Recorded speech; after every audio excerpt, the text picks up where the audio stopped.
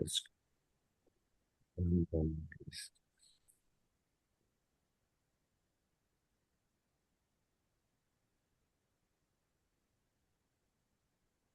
Hare Krishna. Welcome, everyone. First of all, I would like to thank His Grace Bimla Prasad Prabhu and all the organizers for giving me this opportunity to serve. And thank you to Bimla Prasad Prabhu for his very kind words. I'm looking forward to interact with all of you in this Bhakti Shastra unit, where we'll be discussing chapters 7 to 12. Let us begin with an invocation. And as an invocation, I'd like to start with a recording of Srila Prabhupada. He has recited chapter 7. So let me share the screen.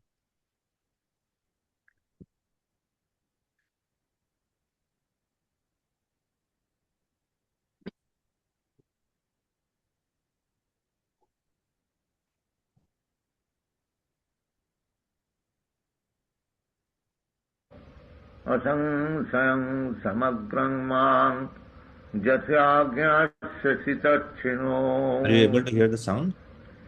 ज्ञानमूर्तिहं सविज्ञान विद्मिदं वक्ष्याम्यशेषतः। How many of you have Bhagavad Gita with you? All of you. Do you have a Bhagavad Gita with you right now? So open chapter 7 and Srila Prabhupada is reciting these verses of chapter 7. Try to follow along, okay?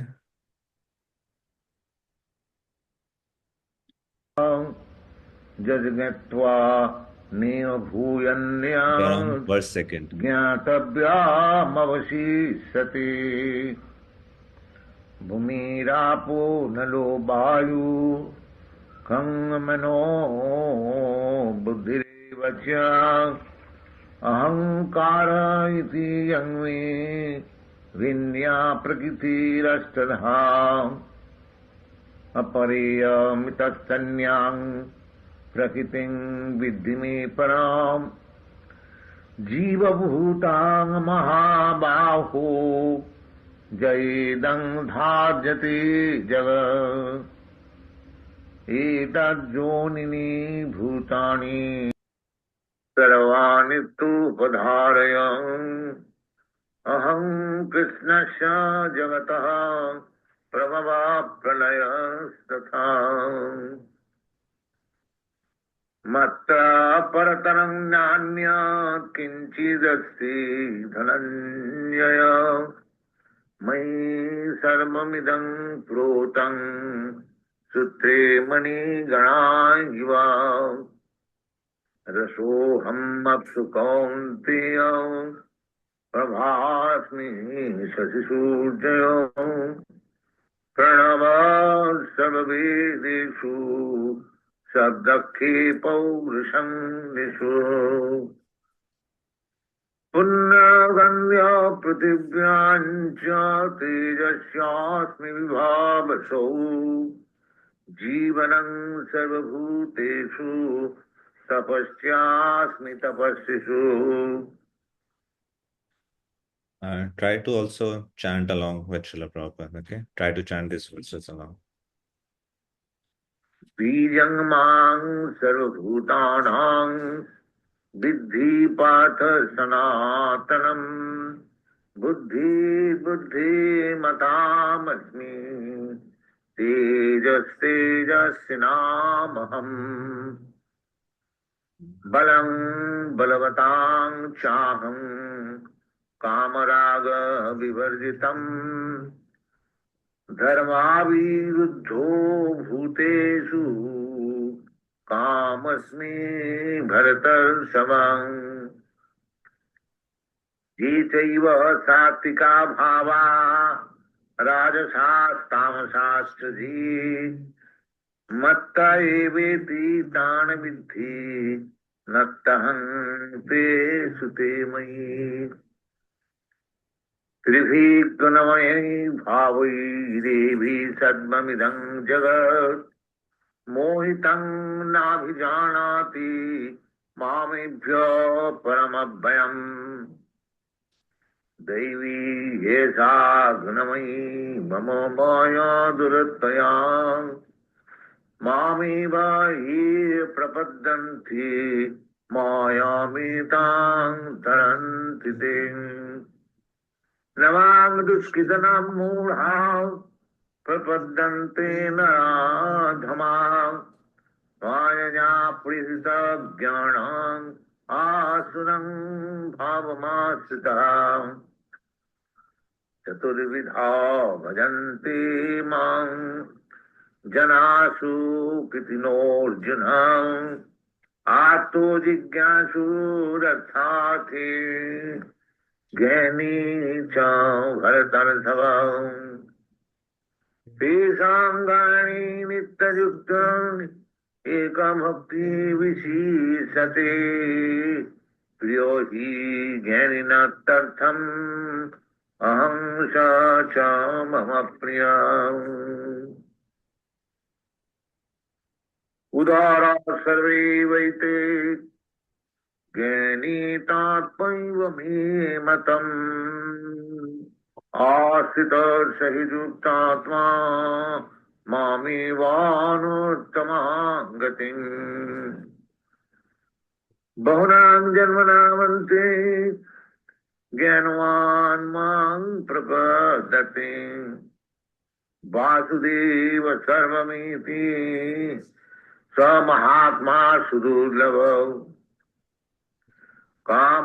कामस्तहितज्ञाना प्रपद्यन्ते न देवताः तं तं नियममास्थाय प्रकृत्या नियताश्रयम् जूजुजां तनुं भक्त्या श्रद्धयार्चितमिच्छति तस्य तस्य चनां सद्यं तामेव विदधाम्यहम्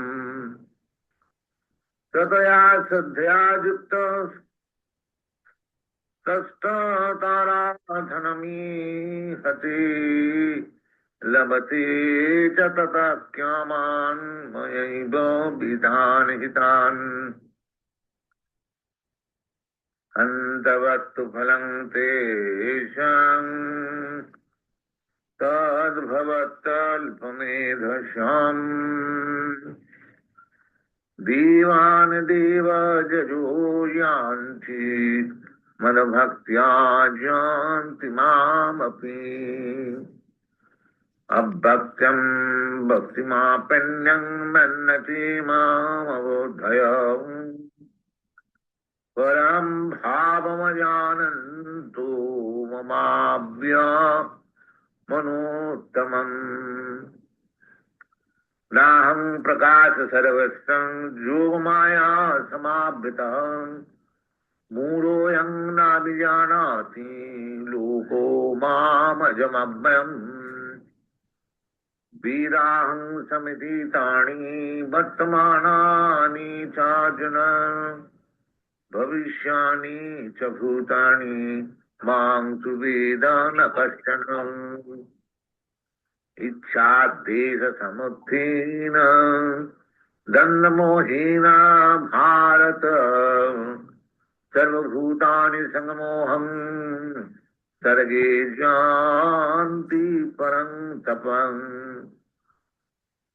येषान्तन्तगतं पापं जनानां पुण्यकर्माणां ते दण्डमोहनिं मुक्त्या भजन्ति मां विरव्रतः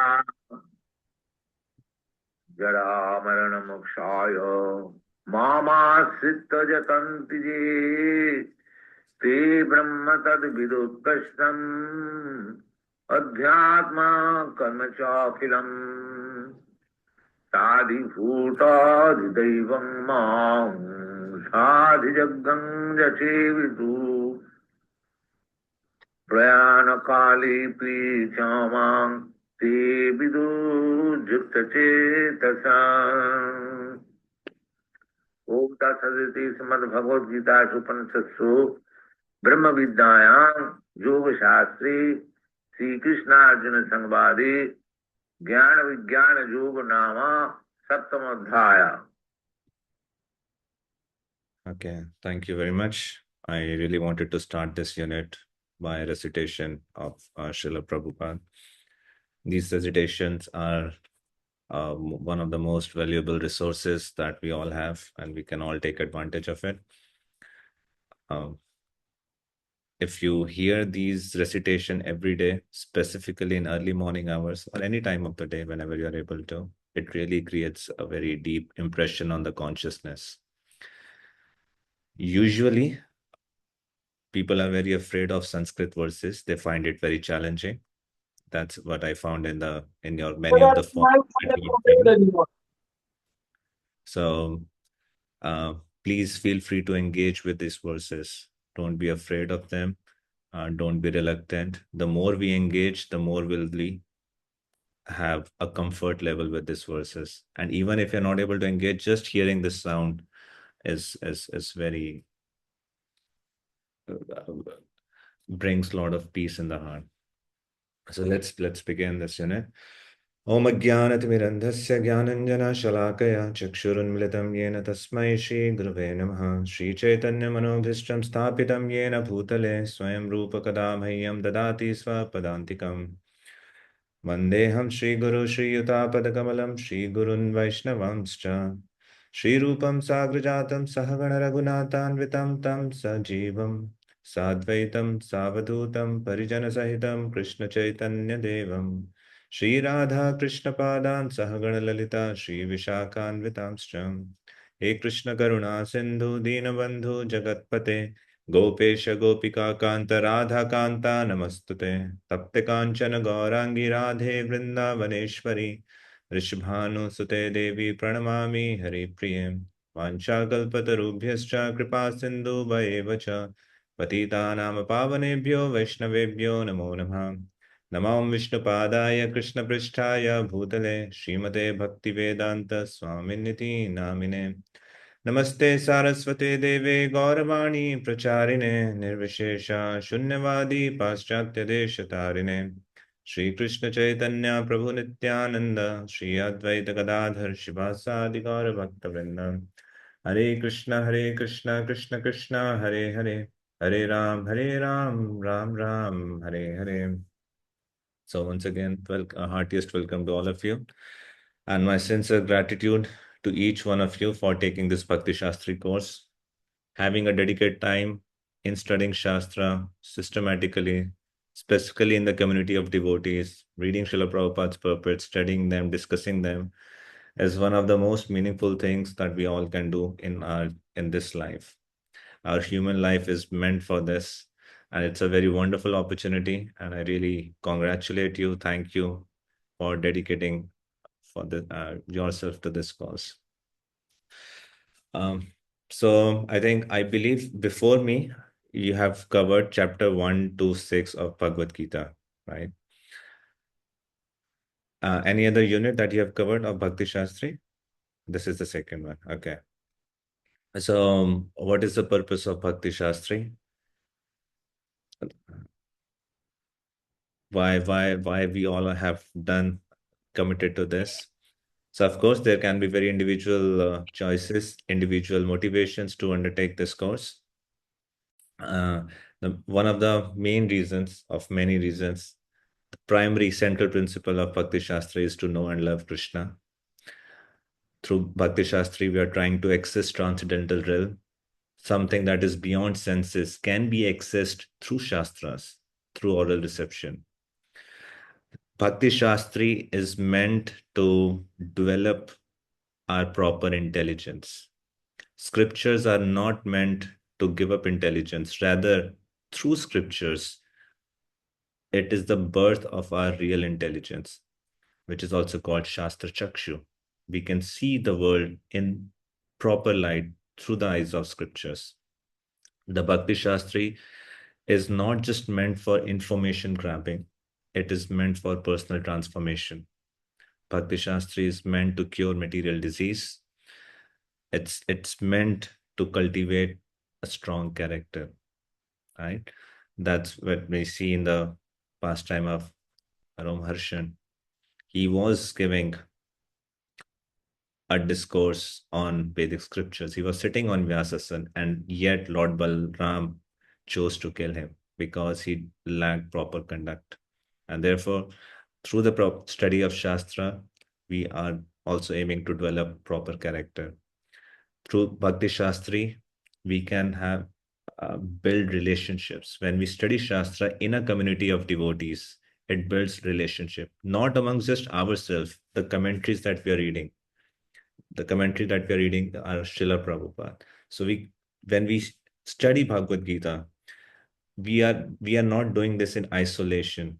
We are having a relationship with entire parampara, and it is also equips each one of us to present this philosophy, to share our own realization with heart, with love and care and compassion to other living entities, and that's called preaching. So we'll be covering chapter 7 to 12. What are some of the guidelines that can make our time together a very meaningful one and a nourishing one? What are some of the guidelines for effective absorption? Here are my few suggestions and recommendation. Number one, these classes are not a replacement for your personal reading. Okay. Uh, read. Read in advance, read after the class, but please spend your personal time with Bhagavad Gita. Another thing, ask questions, participate in discussion, and also hear what others, your fellow class members, are sharing with you. The more you ask questions, the more you participate and engage with discussions, there will be better learning. The learning is not just from one source. It's not that I'm speaking and you're learning. We all learn from various, there are, I'm seeing, 23 other members in this classroom. So we are learning from 23, 24, each of those channels and sources. So here what the other members have to share. Third point, do take notes. Whatever we are discussing, take notes. Until unless you're a Shrutidhar, you can remember everything by hearing once. Srila Prabhupada said, remembering means write it down. The only thing after the completion of this course or the units, anything that you will remember is just what you have written in your notes, telling from personal experience. Otherwise, all those things just evaporate. So do take notes and maintain focus. Keep the camera on. Having camera on adds a lot of energy and it adds a lot of personalism. So if you are in a space and if you can switch on your camera, it just lights up the whole room, and it forces you to be focused, right?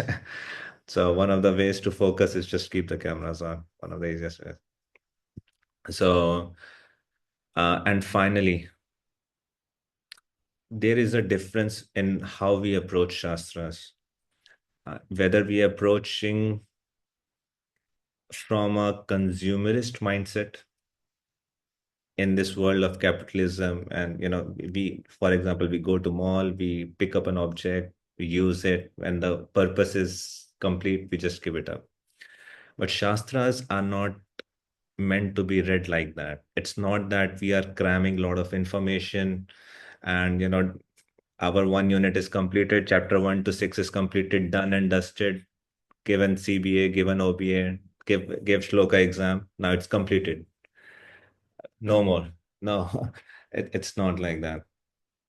uh, Shastras are meant to be visited again and again and again. In fact, we live in the Shastras. Sometimes we think we pick up Bhagavad Gita, we go there, and when we get an information, we close and then we return to normal world. But it's other way around. We'll live in Shastra and from the Shastra we go out to the world, but come back to the Shastras. That's a default setting of any living entity. If a Krishna conscious living entity, there's so much nectar there that we want to just live there. So it's not a matter of finishing a book, but constantly returning to it again and again. So a practitioner returns to the same verses and truths repeatedly, not just through this Bhakti Shastri, but throughout our lives, right? And each time it speaks to us very individually and very deeply. So, yes, through this, we will be discussing a standard understanding, standard meanings based upon the purports of Srila Prabhupada. And yet, you will see if you are engaging with Shastras will speak very individually to all of you. Uh, when I say individually, I'm not saying any whimsical meaning or just speculation. For example, there are certain boundaries. For example, you're playing a football, so there is a football stadium and there's a boundary, and within that ground, so many things can happen. So, like that, there is a standard boundary set by Acharya, there is standard understanding. At the same time, the Shastras speak to us very individually based upon our individual context of life. So we are reading Bhagavad Gita, but this Bhagavad Gita can speak to you individually based upon where you are at your life right now.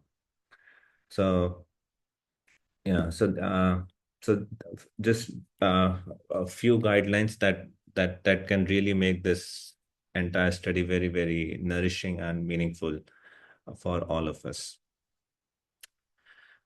So let's begin. Let's dive into the chapter 7, right?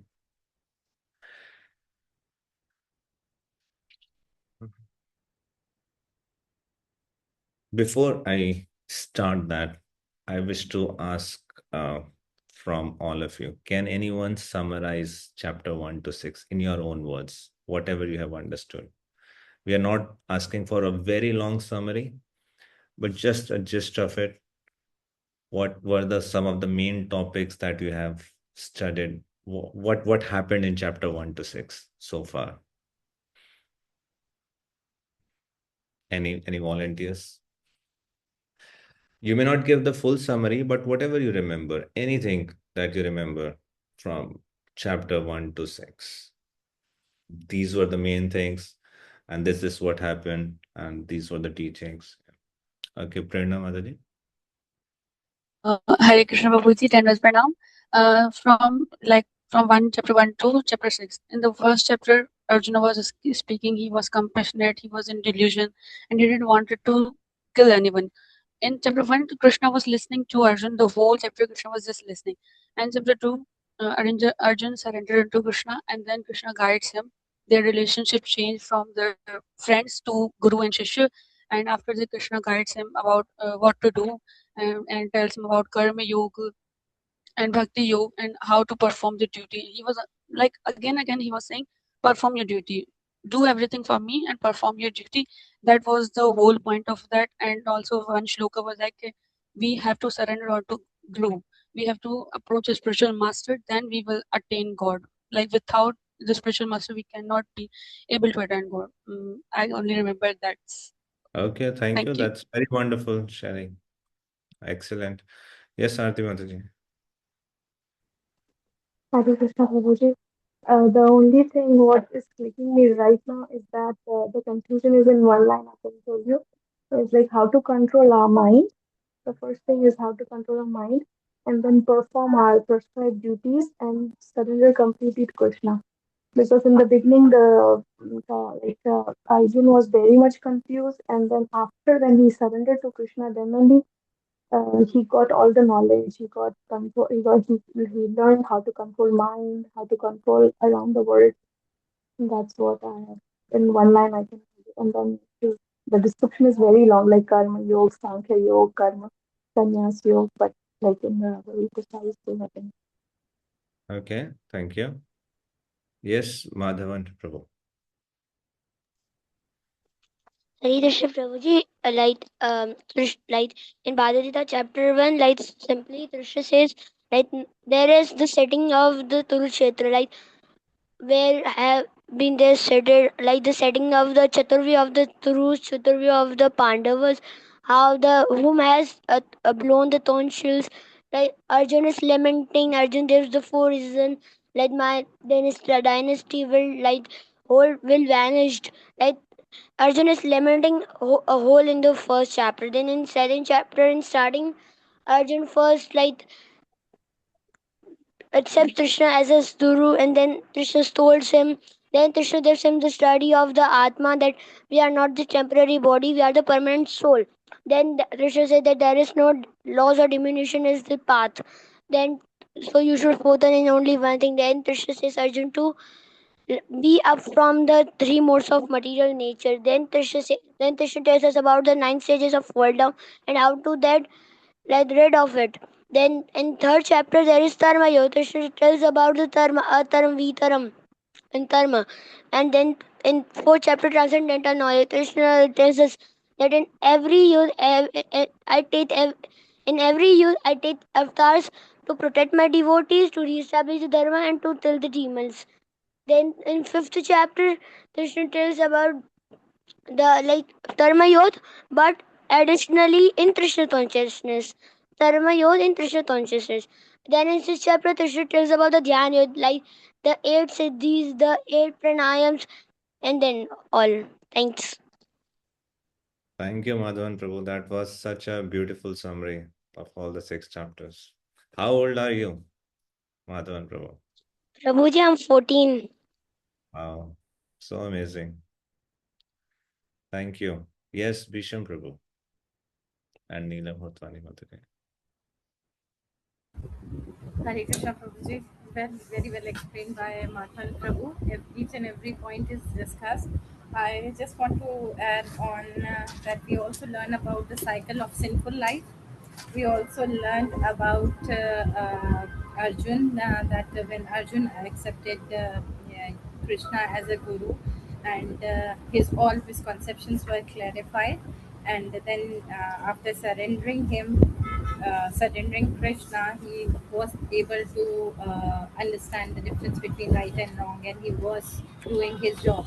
So this was actually the teaching, and we also learned about the stages in the devotional service.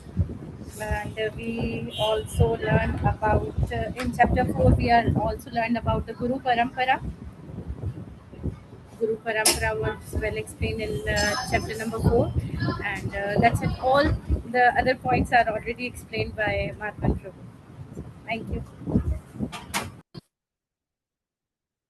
So yeah, in the beginning, Arjuna was confused and he was giving a proposal. Let me just walk away from this war. And he was proposing, what would he do if he doesn't fight, doesn't fulfill the dharma of Kshatriya? He said, I would go to the forest and I would live there rest of my life. And therefore, in chapter 6, Krishna is in one sense explaining what would that look like if you go to the forest, right? You have to control like this, you have to sit in this posture, and you have to do this and you have to do that. And Arjuna is like, my God, Krishna, this is so impractical to me. I cannot do that, right? It's so difficult to control the mind, and this is not me. But you see, Krishna is Arjuna gave many reasons why not to fight, and Krishna is just expanding Arjuna's horizon by showing him all the different options. At one time, he said, "Okay, if you won't fight, uh, others will laugh at you. For a Kshatriya, dishonor is worse than that. So, what is spiritual about that? He's just appealing to his ego, right? If you don't fight, others will laugh at you. Okay, if you want to go to the forest, okay, in the forest, this is how yogis live, this is how they meditate. And he says, no. So step by step, Krishna is giving him option one, option two, option three. He's expanding Arjuna's, the mind, and giving him. He's practically laying out different choices in front of Arjuna. So in the last chapter, that is Dhyana Yoga, So he explains that lifestyle, and in the very last verses, actually in the verse 46, it says, a yogi is greater than the ascetic, greater than the empiricist, and greater than the fruitive worker. Therefore, O Arjuna, in all circumstances, be a yogi. And then the concluding verse of that chapter, yoginam api sarvesham mad katena antaratmana shraddhavan bhajte yo mam same yukta tamomata. And of all yogis, the one with great faith who always abides in me, thinks of me within himself, and renders transcendental loving service to me, he is the most intimately united with me in yoga and is the highest of all. That is my opinion. So now we are entering into chapter 7. What's the title of the chapter 7? Knowledge of the Absolute, Vijnana Yoga. Sri Bhagavan Uvacha. Okay, let me share the screen and read the verses. Just a moment.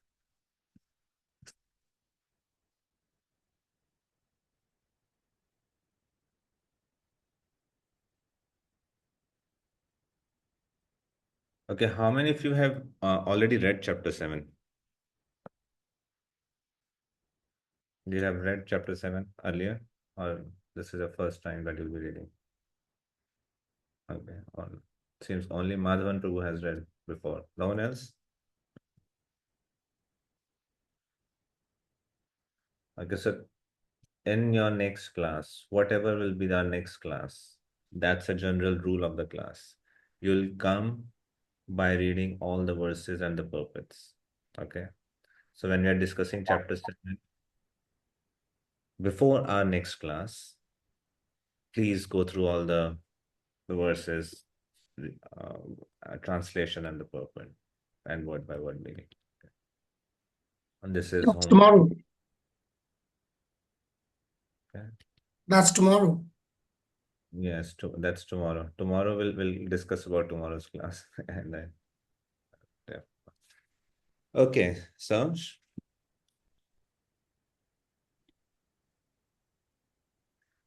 Shri Bhagavan Vacha Maya Saktamana Partha Yogam Yunjanmadashaya Asanchayam Samagram Mam Yatha Gyasasi Tachunu.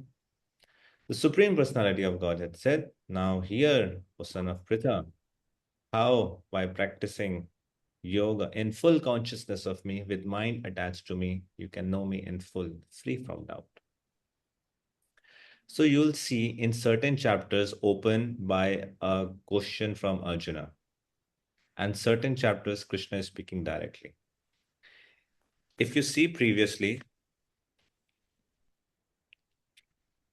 how did our chapter 1 open? What is the first verse? Who is saying to who? It says Sanjay. No, Dhritarashtra, right? Dharmashetra Kurukshetra. That was our chapter 1. Chapter 2, what was first verse? Who was speaking the first verse in chapter 2? Again, Sanjay Vacha.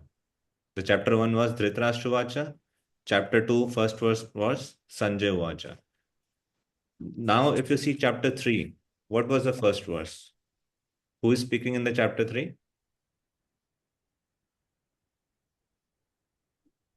It's Arjuna, right? Arjuna asked, he asked a question to Krishna.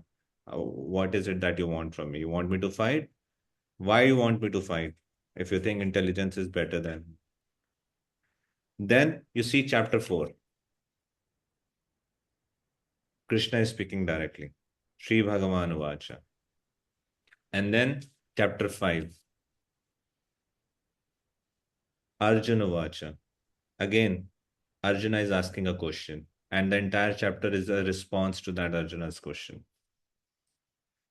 Then in chapter 6, who's opening? Sri Bhagavan Vacha. Now, the conclusion of chapter 6, Yoginam Api Sarvesha. And this is the verse that Krishna is speaking. So since it's a dialogue, it's a conversation, Krishna is not picking up some arbitrary subject matter here. There's a sequence to it. So why Krishna is speaking what he's speaking now? Can you make the connection? In previous verse and this verse. Previous verse is, who is the highest yogi? Who's the dearmost yogi? And here Krishna is speaking this verse. So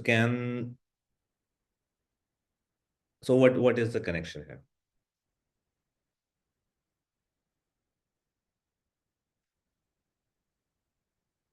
Yes, Bhakti Prakash, Madhuri. Hare Krishna, Prabhu Jitendra Pranam. In this verse, Krishna actually tries to connect uh, Bhakti Yoga with that shlok. Like Bhakti Yoga is the best. So here he's trying to tell us. Okay, thank you. Yes, he's speaking about Bhakti Yoga. Good. What else? How many of you oftentimes gets confused understanding the flow of the verses? Any one of you ever felt, okay, I mean, this is the verse I'm speaking, and I can understand this verse individually, but I can't seem to relate why, I mean, how the conversation is flowing. Suddenly, Arjuna was confused whether he should fight or not fight. Krishna is speaking about Karam Yoga, Jnana Yoga, Dhyana Yoga. How does these two match? Here is a fighter who's confused about whether he should fight or not, and he's on the battlefield, and Krishna is speaking about Karma Yoga, Jnana Yoga, Bhakti Yoga. How does these two connect? Kind of a thing. Yes, Bisham Bro, Neelam Mataji. Prabhuji, this if we can see, this is the continuation. Means in text 47, Krishna is explaining that yoga is better than that bhakti yoga is better. So, and this is the continuation. This, if we can see text one in chapter number 7, the Supreme Personality of Godhead said, "Now hear, O son of Partha, how by practicing yoga." Now he is giving or explaining that how we can practice yoga, bhakti yoga, and we have to clear our doubts. No, we have to clear our mind. So I think, according to my understanding, this is the continuation. Krishna is trying This to continuation. Krishna is trying to clarify, or Krishna is guiding Arjun in Yes, a yes, yes, detailed absolutely. manner. So the previous verse speaks that who is the highest of all yogis, who is most intimately united with him. So naturally, the question arises: how can one come to this stage? And what Krishna is explaining in verse 47,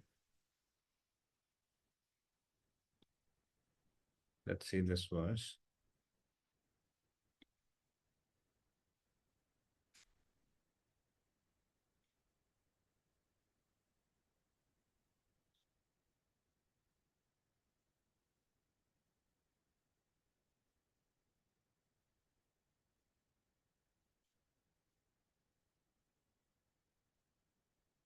So how can someone always abides in Krishna? How can someone think of Krishna within himself or herself? And how can someone render transcendental loving service to him? So Krishna is so enthusiastic and he's so eager to explain this to Arjuna that he doesn't even wait for the query of Arjuna, and he's directly starts speaking to Arjuna. Okay. So how to become that yogi which Krishna is speaking in verse 47 of last chapter. So now he'll going to explain that. And how he's explaining, there are we'll spend some time on this verse. Srila Prabhupada has given many classes on this verse, and in each class he's speaking about different words about this verse. So Sri Bhagavan Uvacha, Maya Sakta. So first thing he says, Mai Asakta.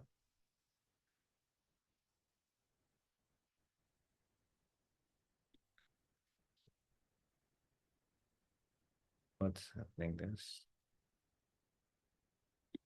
Yeah.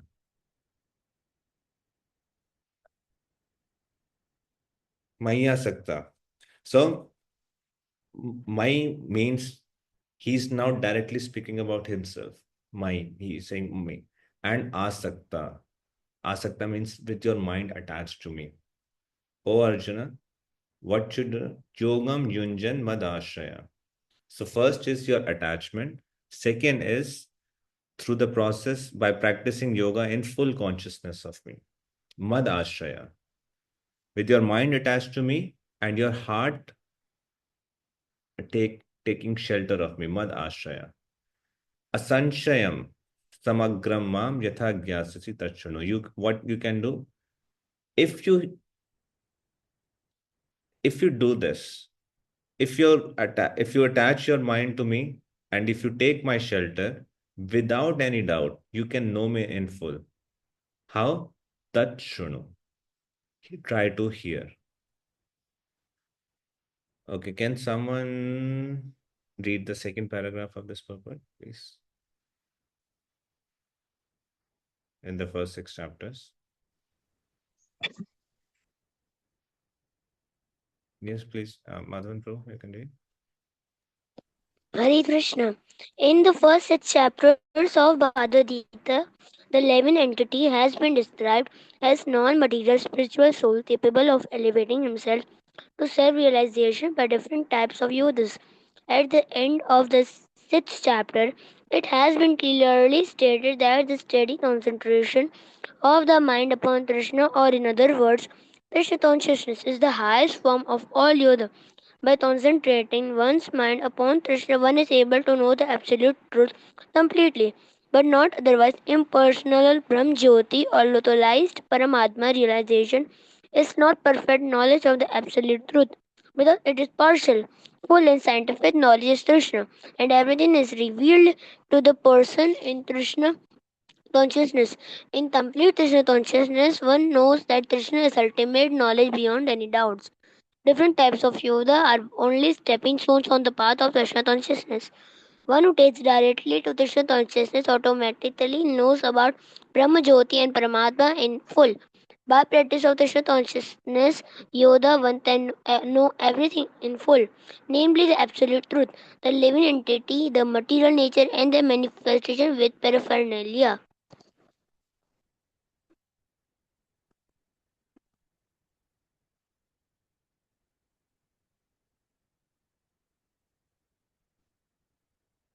Prabhuji, you are muted. Oh, sorry.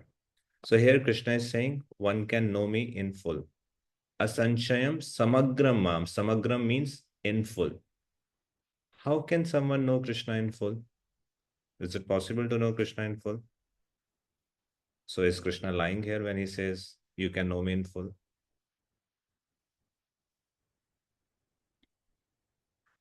What do you think? Here Krishna is clearly saying, you can know me in full. Asanshayam samagram mam. Samagram mam in full. But can we know in Krishna in full?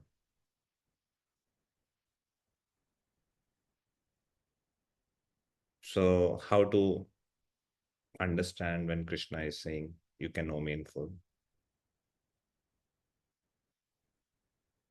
Any thoughts? You just read. Srila Prabhupada explains that in purport, and we read that just now.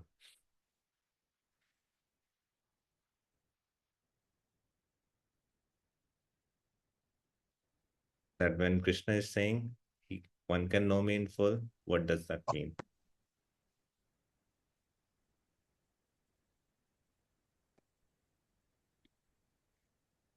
Okay, Nina Mother is saying, maybe our devotion is not that much what Krishna is talking about.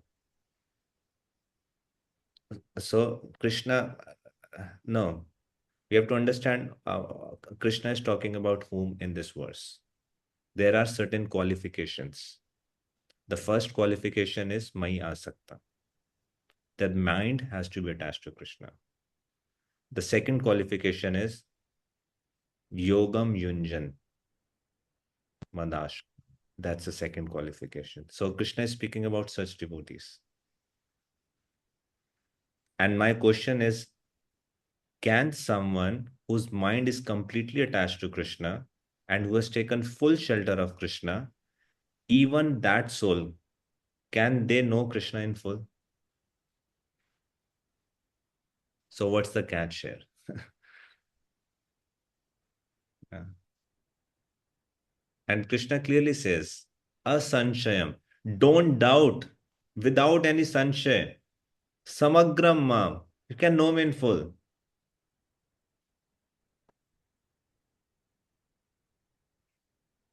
So if one cannot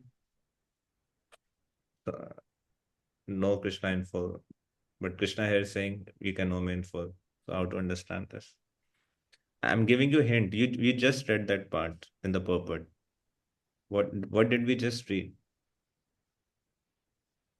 Srila Prabhupada explained that in the purport. Exactly this question,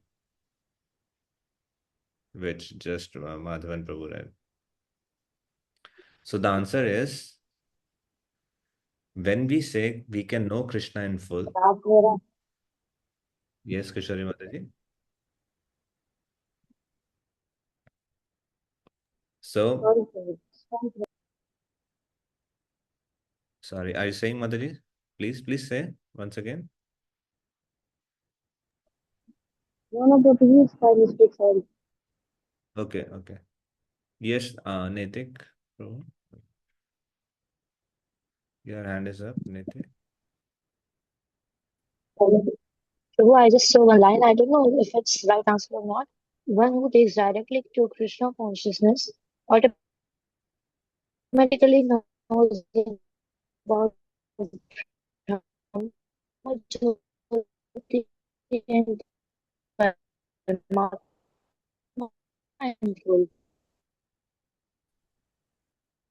Yeah, I could hear only 50-60%, but you are pointing to the exact answer. Yes, that's the answer.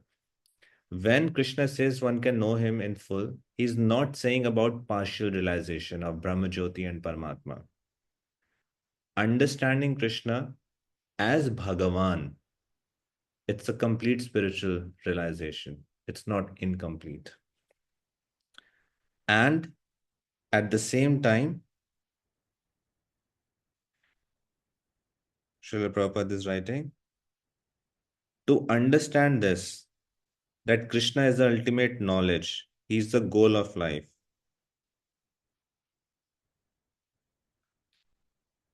At the same time, one can understand living entities, the position of living entities, the material nature, and their manifestation with paraphernalia.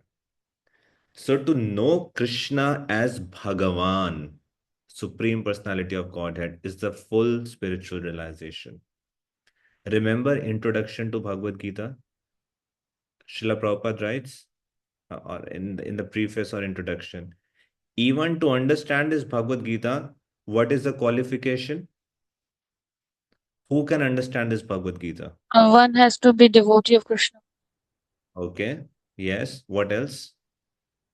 But how can someone be a devotee of Krishna right from the beginning? I mean, we are that is supposed to be the result of Bhagavad Gita, right?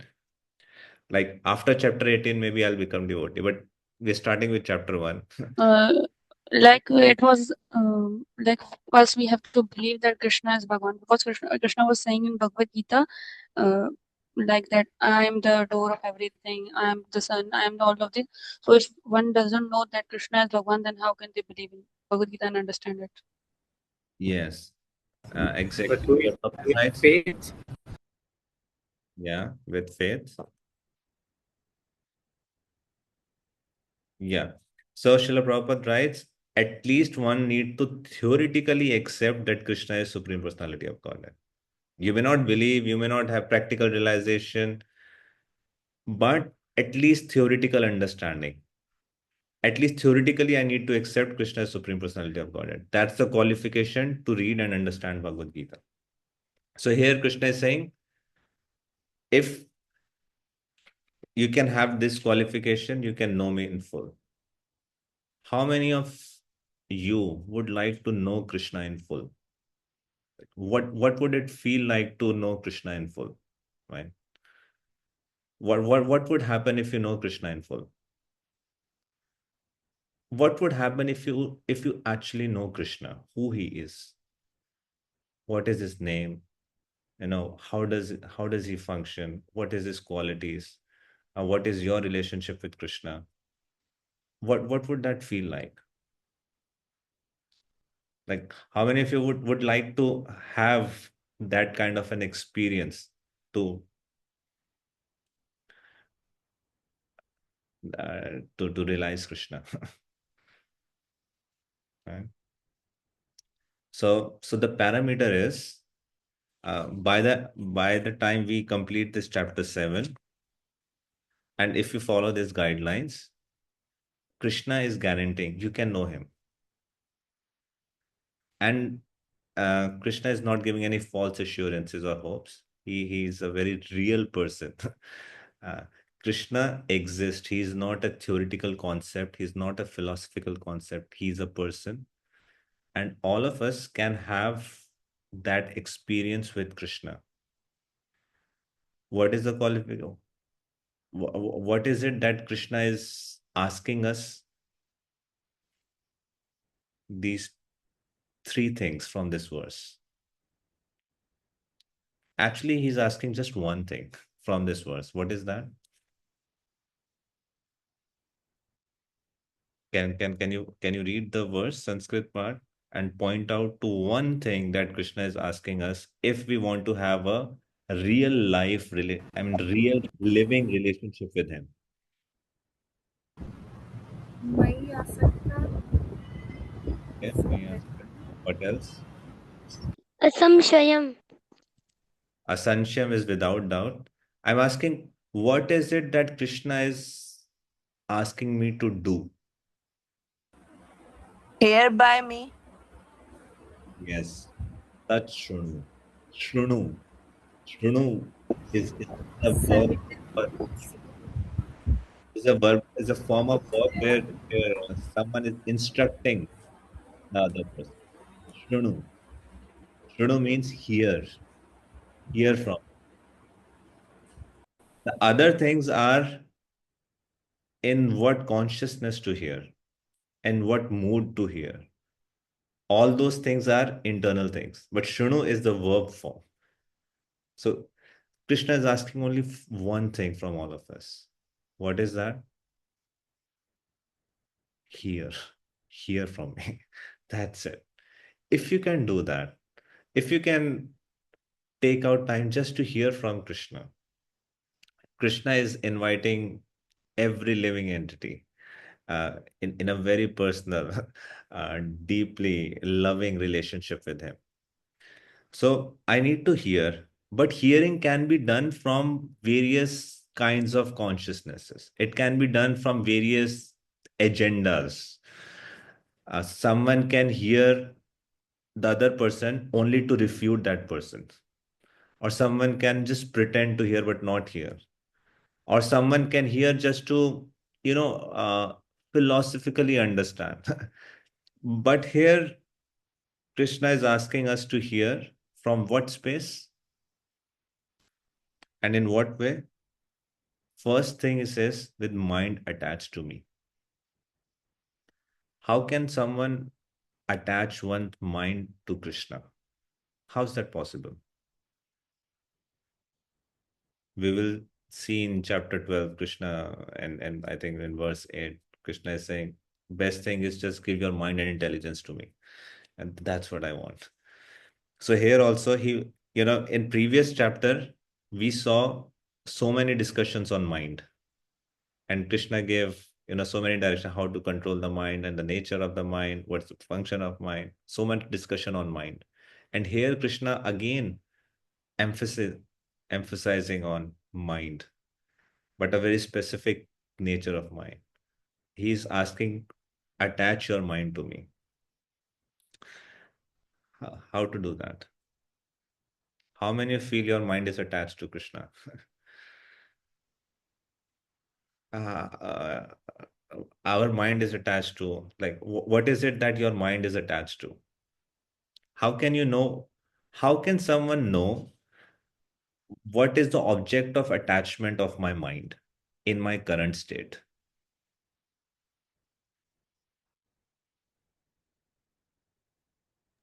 How When our can desires are finished, now material desire. No. my question is, how can I understand what is the object of attachment? Like what is it that I'm attached to right now? My mind is attached to what? Like what person, what thing, what scenario, what object right now? Basic- In How Basically, what material is in sense. our subconscious mind? forget subconscious mind. We are anyway not accessing that. Our conscious mind. How can I assess? Right now, our mind is that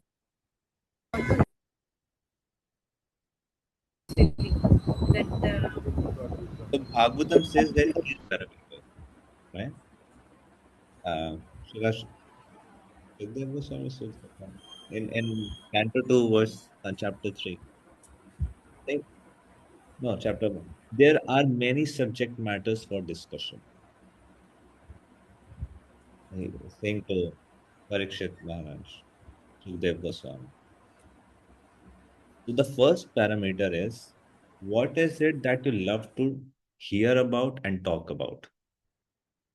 Whether we would love to hear about cricket, whether we want to love to hear about politics, whether we love to hear about what is the latest fashion and the newest sari in the town, the newest celebrity.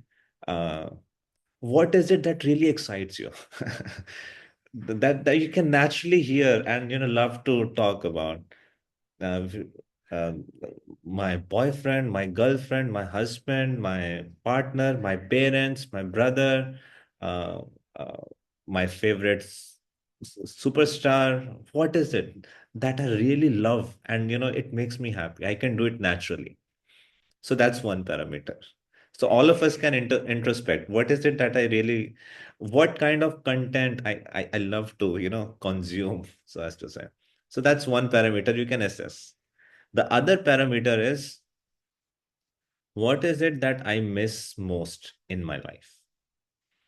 Like, if that thing is taken away, I really feel separation from it. For example, your mobile is about to die and you cannot find charger and you are becoming mad. Where is my charger? Where is my charger? Forget about charger. Let us say you went out and you forgot the mobile and you can't able to locate your mobile. And frantically we try searching, where is my mobile? Where is my mobile? How much separation we feel from. So the thing you miss most or you feel separation from, that's can point out to your attachment and the subject matters that you really love to discuss about. So if someone is attached to Krishna, they would all the time would want to hear and discuss about Krishna. For example, when Krishna left Vrindavan, and later on, he sent Uddhava as his messenger to deliver message to the gopis and all the Brajvasis. So Uddhava saw the condition of gopis. And this entire chapter, how Srimati Radharani is speaking to the bumblebee, mistaking it to be a messenger from Krishna. And all the gopis cannot stop speaking about Krishna. Like they want to forget Krishna, but they can't. They want to stop speaking about Krishna, but speaking is creating one ecstasy after another ecstasy, and even in the separation, they're just they can't do that. So because they are so deeply attached to Krishna. So that's what Krishna is saying. By saying, attach your mind to me.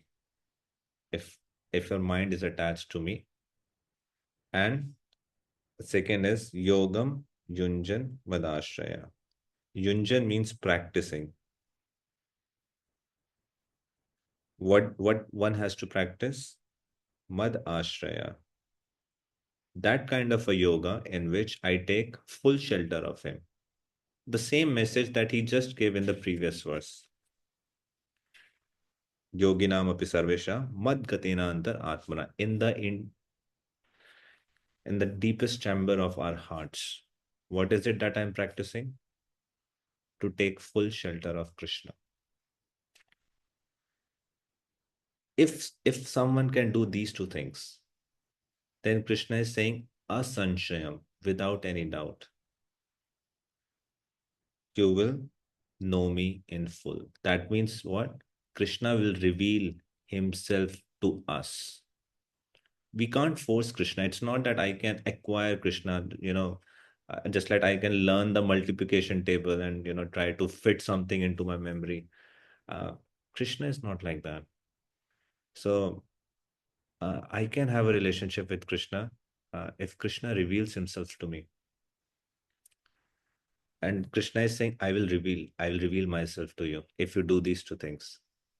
Maya Sakta and Yogam Yunjana. In that consciousness, Tat Shruno, if you hear. Right? Now, in this purport, Srila Prabhupada is quoting the verses from second chapter of first canto. Where else Srila Prabhupada quotes these verses? The very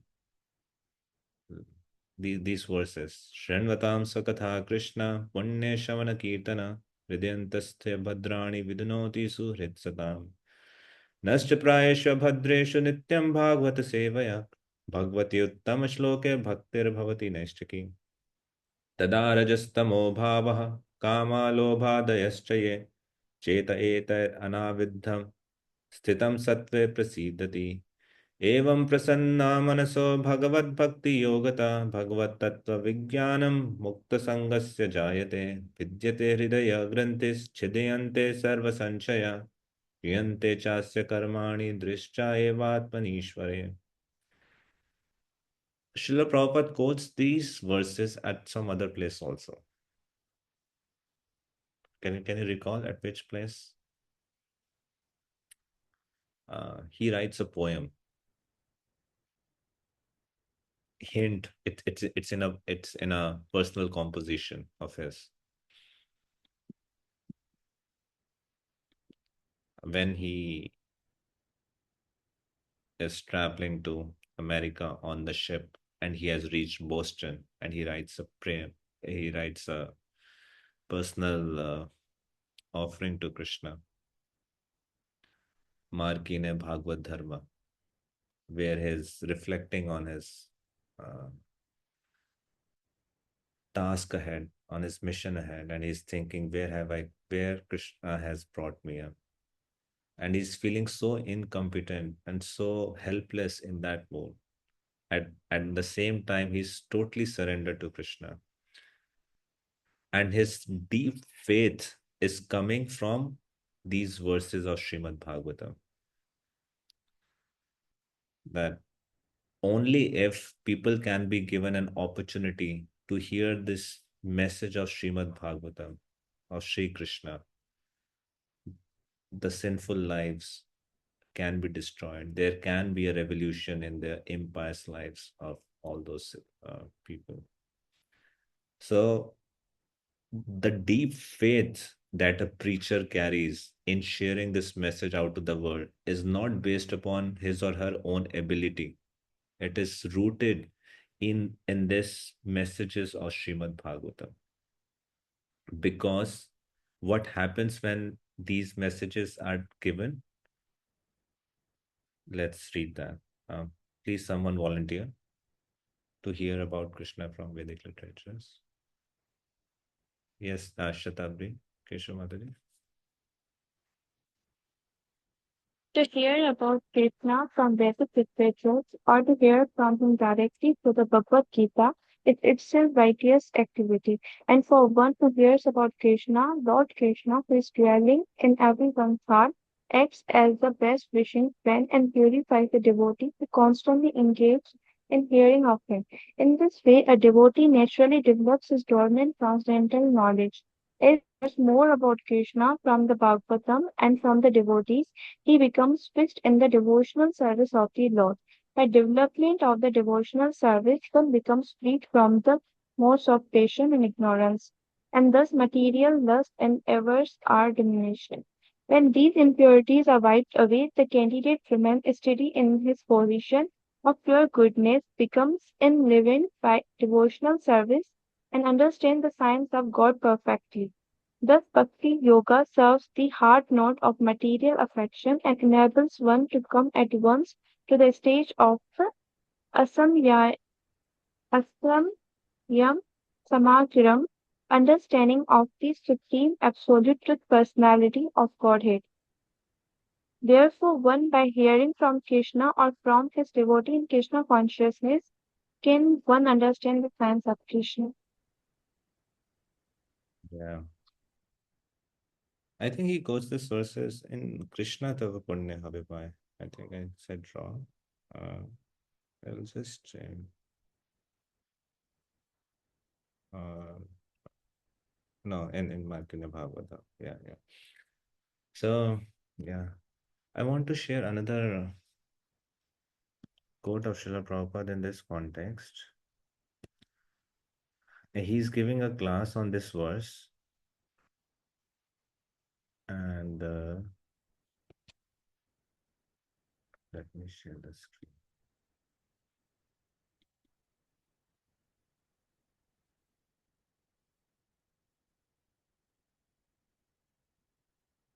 So yes, he's saying,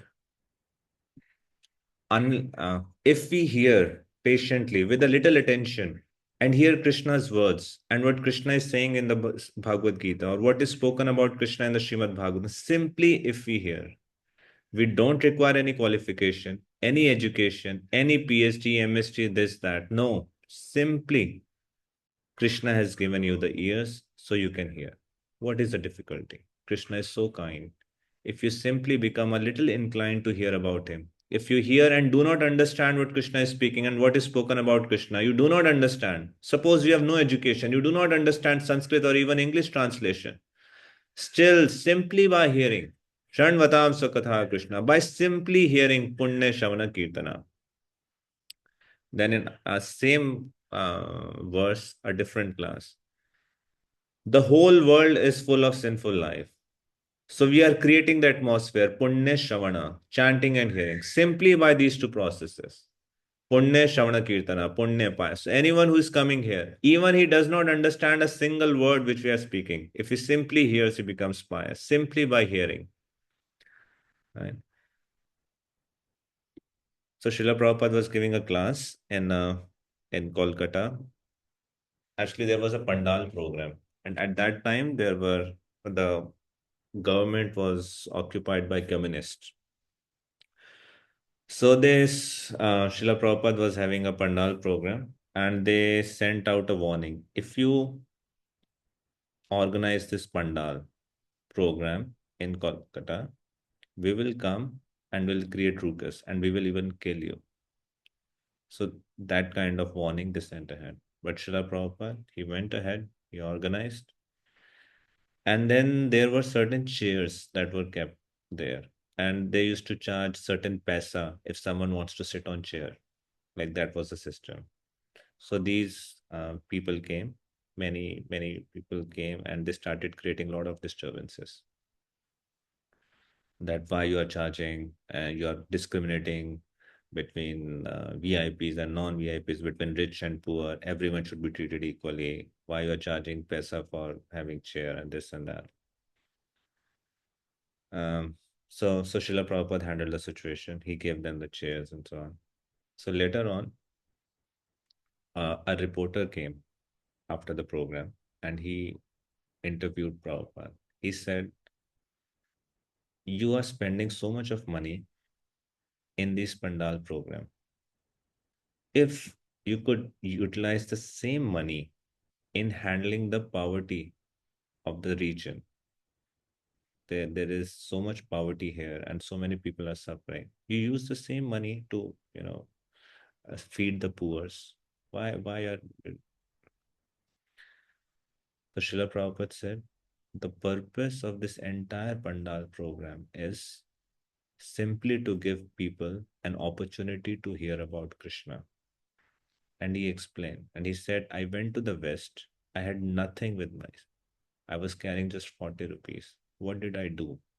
I simply gave these Westerners an opportunity to hear the messages of Krishna.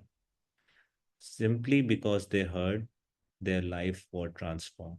And that's why they have dedicated, they have come here and helping me in this mission. Right?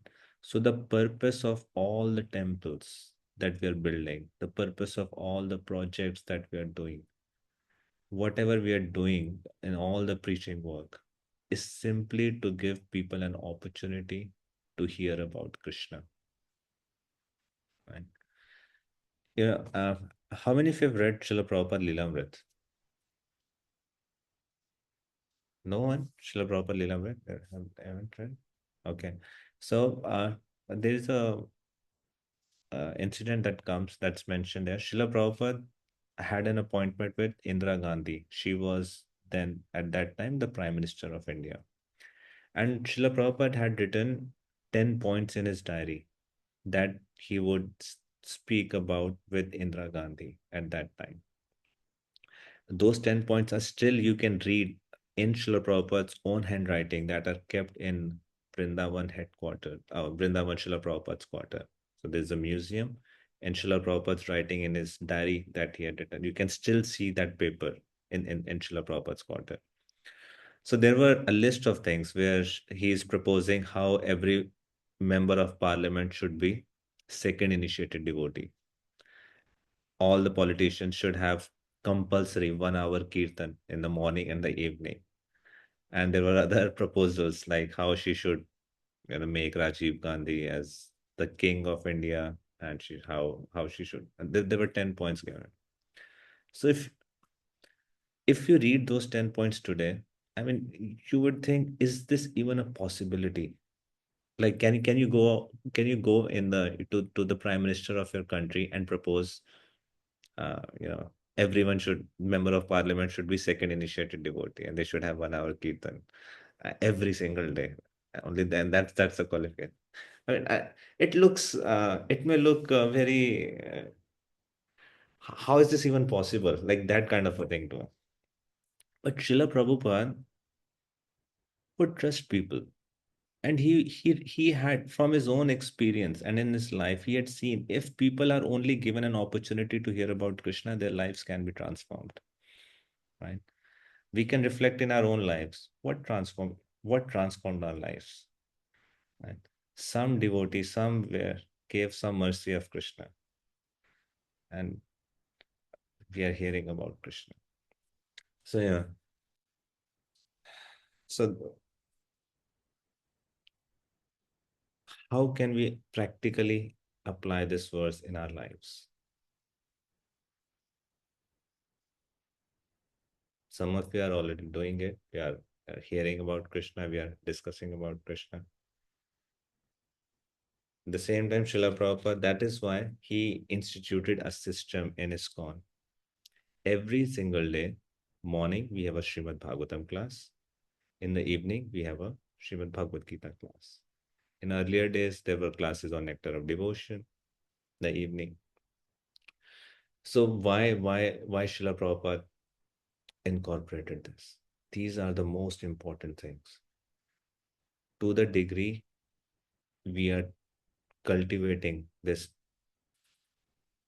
our hearts and we are listening to the classes every day, uh, we are in a healthy spiritual condition. Not just the classes, but hearing and speaking about Krishna. We are chanting japa, we are doing kirtan, but specifically these messages of Srimad Bhagavatam that Srila Prabhupada is quoting. So uh, very, very important and essential for life. Shravanam and Kirtanam are like watering process for our Bhakti Lagan page. Any questions so far before we move to the next verse?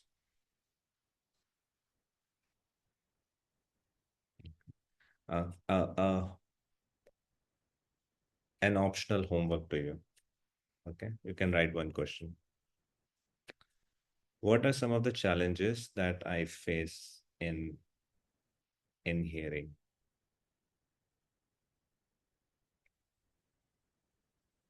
In hearing regularly. Like make a list of all the challenges that you experience. And it's a homework. Reflect on it. Try to write it down. I can't understand. It's too boring. I mean, I have so many things to manage in life. I have to give exams. I have to have household responsibilities. Uh, yes, Madhavan Prabhu. Prabhuji, we have to tell them on tomorrow's class. You don't have to tell. It's for your personal reflection. Yes, Abhiram Shant Prabhu. मैं एक अभी बताऊं मुझे बताइए, बिल्कुल बताइए. मुझे reels जो सबसे बड़ा चैलेंज आता है हियरिंग में रील्स का आता है रील्स बीच में आ जाती है Absolutely. So, what is the solution? So, reels, yes. We start scrolling one reel and it's 1 hour, that's 2 hours gone. So, what is the solution? Yes, Tulsi, Mataji. Hare Krishna, Prana. Personally, I can say that when we start hearing means to sleep, like like we start to thinking about something else and we just distract, and after that we just got sleep, rather than to hear about what we are really listening. Yes, thank you. We feel sleepy. We get a very good sleep as soon as the class starts. Start sleeping. Then there's Mahaprasade Govinda. We wake up. Yeah, so time limit on Instagram. Yeah. Every age has a very peculiar and particular challenges of their own time. Right. So the challenge for our age is our reels culture. Yeah. That is why Krishna is actually thank you for saying that because that's a connection to the next verse. So now Krishna is glorifying what is about to go. So in the first verse, he just mentioned if you want a personal relationship with me, you want to know me in full, to just hear from me. Now, Krishna in the next verse is glorifying what he is about to speak. What is our next verse?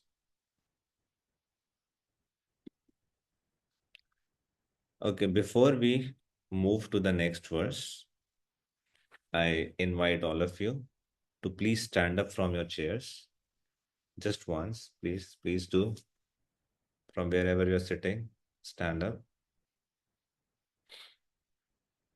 Put your hands up, stretch a little bit. Do you know how to stretch? Just stretch like. Get up from your seats. Stretch a little bit. Prabhuji, I already did. Wonderful. Thank you. Hare Krishna, Krishna Krishna, Hare Hare, Hare Ram, Ram Ram, Hare Hare. Jai. Now again, sit back. So yes, next verse.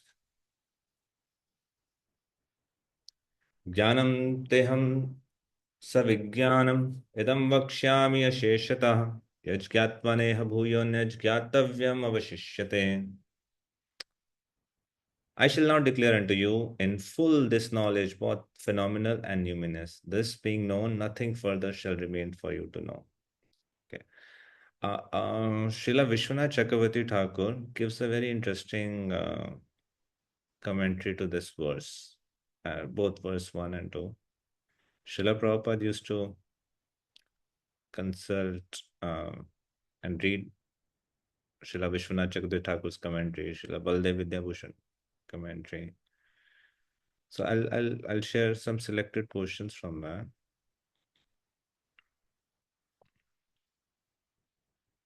Yeah. So this paragraph. Can you see? Are you able to see? Or is it too small?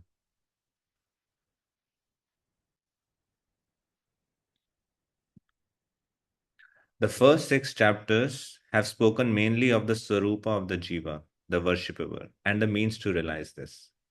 The middle 6 chapters speak of the Swarupa of the Lord, the object of worship by the Jiva, and the means to realize him.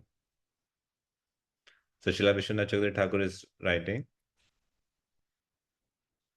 that first 6 chapters spoke mainly about the Jiva and how to realize that I'm not this body, I'm soul. But the middle 6 chapters are speaking about the Swarupa of the Lord, that who is God, who is the object of worship by this Jiva, and what are the means to realize Krishna. So the first 6 chapters spoke mainly about how to realize soul. The next 6 chapters are speaking about how to realize who is God, who is the Supreme Lord. Though Arjuna did not ask about what type of form should he be worshipped and how to absorb the mind in that object, after these were mentioned by the Lord at the end of the last chapter, the Lord, eager to describe this out of his merciful nature, now begins to speak. So he doesn't even wait for a question from Arjuna. It's not that Arjuna had asked this, is asking Krishna, in what form should I worship you? In what form should I think of you? But Krishna is so eager. And what is the cause of that eagerness? His compassionate nature and his love towards all of us, especially Arjuna, that he's sharing. So now he's saying Jnanam Teham Savijnanam, that I will give you Gyan and also Vigyan. The title of this chapter is Knowledge of the Absolute, and in the Sanskrit, it's Vigyan Yoga. It's coming from this verse. Jnanam Teham Savijnanam. Idam Vakshyami Asheshata. Vakshyami means I shall explain. So, what I'm about to explain are 2 things: Jnanam, Vijnanam. Srila Prabhupada translates these 2 words as phenomenal knowledge and numinous knowledge. What are these terms? Phenomenal and numinous. What do we understand by phenomenal? Anyone? What's the meaning of this word, phenomenal? And what's the meaning of this word, numinous? Yaj gyatva neha bhuyonaj. If you know these 2 aspects, gyatavyam avashishyate, there is nothing further remains to be known. Right?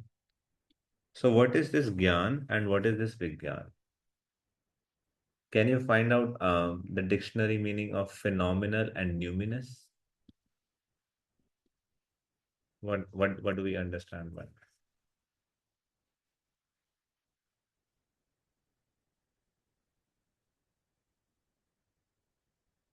that? This is English from that era. We're not related to this verse, right? Extraordinary or outstanding, exceptionally good. Okay. What else? So phenomenal means something that you can observe. That means this world, this physical world. And numinous means something, just like Shatabdi Mother read, something extraordinary or outstanding, but something that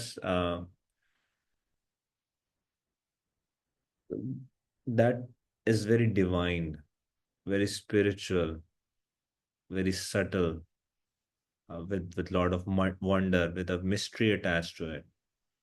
Amen. So basically, the spiritual side to it. So one is this physical world, but not just physical world, the entire spiritual world. Please just hold on. I need to plug in my charger.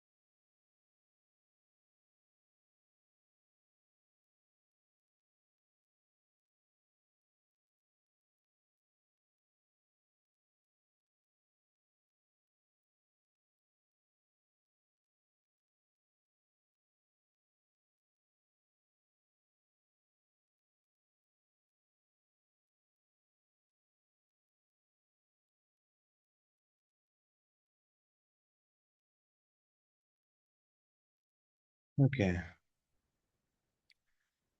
Okay, someone, please read the purport.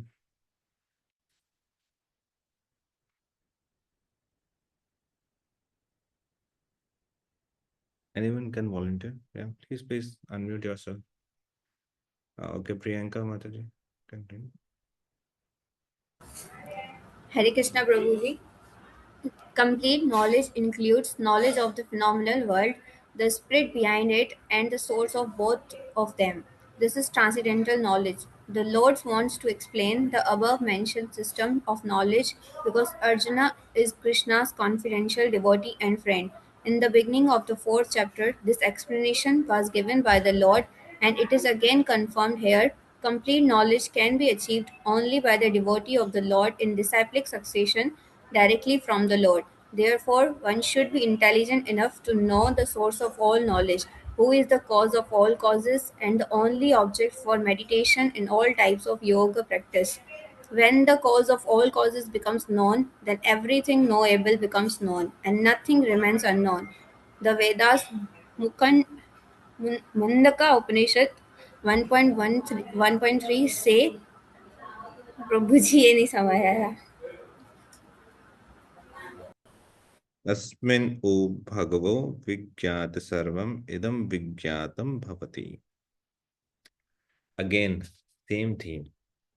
Krishna is saying, I am about to give you this knowledge. If you understand this, nothing further shall remain for you to know. Complete knowledge, not just theoretical knowledge, but a practical knowledge.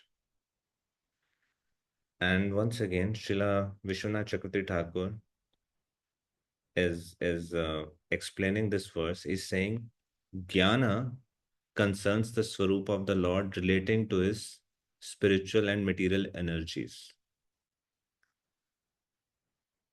So, when Krishna is interacting with his energies, specifically spiritual and material energies, so that Swarup of the Lord, that refers to Jnana. That means his Aishwarya, his opulences. And he's writing, the Vijnana means the sweetness of the Lord. So when one enters into a relationship and when one render devotional service, he's thinking, and when one is actually able to taste the sweetness of the Lord, that is Vijnana. So he's interpreting in this way. And Srila Prabhupada is writing, complete knowledge includes knowledge of the phenomenal world, the spirit behind it, and the source of both of them. It's such a powerful line. It's such a powerful line. All our subject matters right now today, they are incomplete knowledge because they are not considering the spirit. They can hardly reach even a mental level. What to talk about intelligence and the ego. And beyond that, there is a spiritual side. And even the spirit has a soul, that is Supreme Lord. So when we understand Bhagavad Gita, we can understand the totality. We can have a complete vision. It's so wholesome. But any other material education, it has certain value. We are not denying it, but it's incomplete. It is not full. It is not complete. There's always something to know further. Again, something to know further. There's never, and just imagine, Srila Vyasadeva, he compiled all the Vedic scriptures. He wrote so many scriptures. And still we see in Srimad Bhagavatam first canto, he's despondent. He's not happy. And he's thinking, where did I go wrong? What is missing? At that time, Narad Muni comes and he's saying, because you have not purely glorified Krishna. So, Gyan and Vigyan, both things. Not just theoretical knowledge, but the practical application as well. Okay? So this is what Krishna is about to speak. And then he's giving what I'm about to tell, it is so rare. How rare? Manushyanam sahasreshu kaschid yatate siddhaye yatadam api siddhanam kaschin mam veti tatpata. Not what I'm about to tell, like, but the rarity of someone who gets it. So he's saying, out of many thousands among men, one may endeavor for perfection, and of those who have achieved perfection, hardly one knows me in truth. So there are various grades of men. Thousands, out of many thousands, one may be sufficiently interested in transcendental realization to try to know what is self, what is body, and what is absolute truth. Generally, man is engaged in simply engaged in animal propensities, namely eating, sleeping, defending, mating. Hardly anyone is interested in transcendental knowledge. The first 6 chapters of the Gita are meant for those who are interested in transcendental knowledge, in understanding the self, the super self, and the process of realization by Jnana Yoga, Dhyana Yoga, and discrimination of the self from matter. However, Krishna can be known only by persons who are in Krishna consciousness. Other transcendentalists may achieve impersonal Brahman realization, for this is easier than understanding Krishna. Krishna is a supreme person, but at the same time, he is beyond the knowledge of Brahman and Paramatma. So, you might have studied the yoga ladder in the previous unit. And, out of millions of people, hardly one tries for having a transcendental goal. And someone who is trying for that perfection, some are stuck at the level of karma yoga, some at the level of jnana yoga, some at the level of dhyana yoga, some at the level of Brahma Jyoti as a realization, some at the level of Paramatma, but very few. Out of millions, hardly one endeavors to know the absolute truth. And out of those millions who are endeavoring to know the absolute truth, hardly one understand Krishna in truth. Right? What's the population of Pakistan?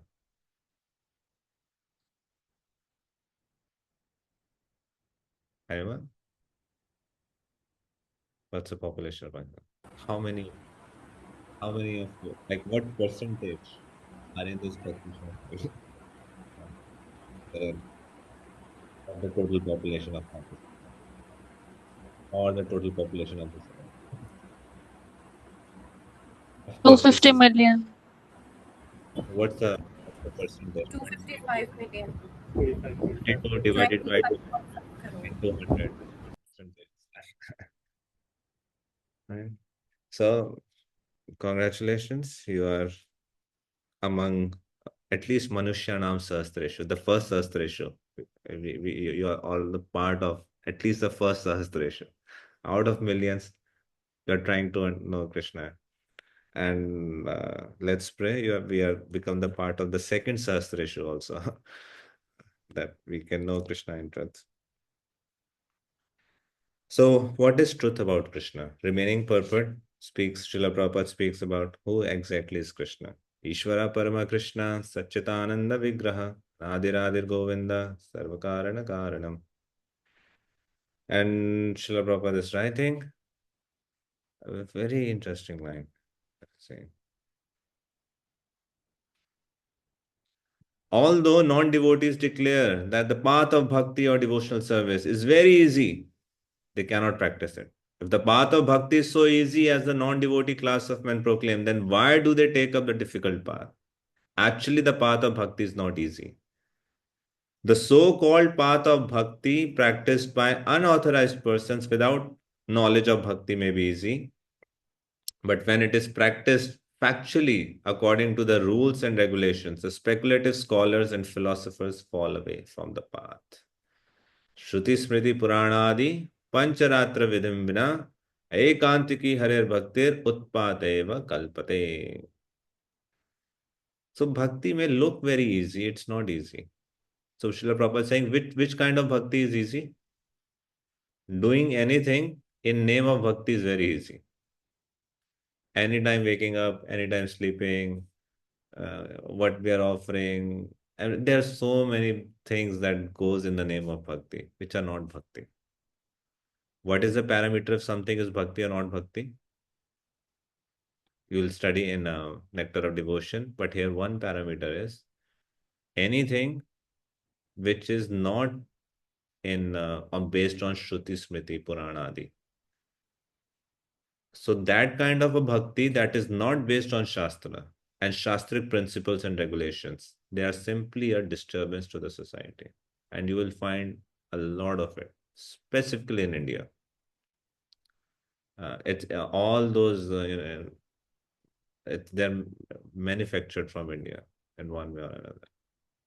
You will see people keeping Laddu Gopal at their home, and they will put goggles on the Laddu Gopal and put jeans and shirt, and they will say, Krishna is so modern, and they would offer anything and everything. There's no discrimination, and it may look like, okay, this is bhakti, Krishna is involved, but it's not bhakti. It's not based upon Shruti, Smriti, Purana,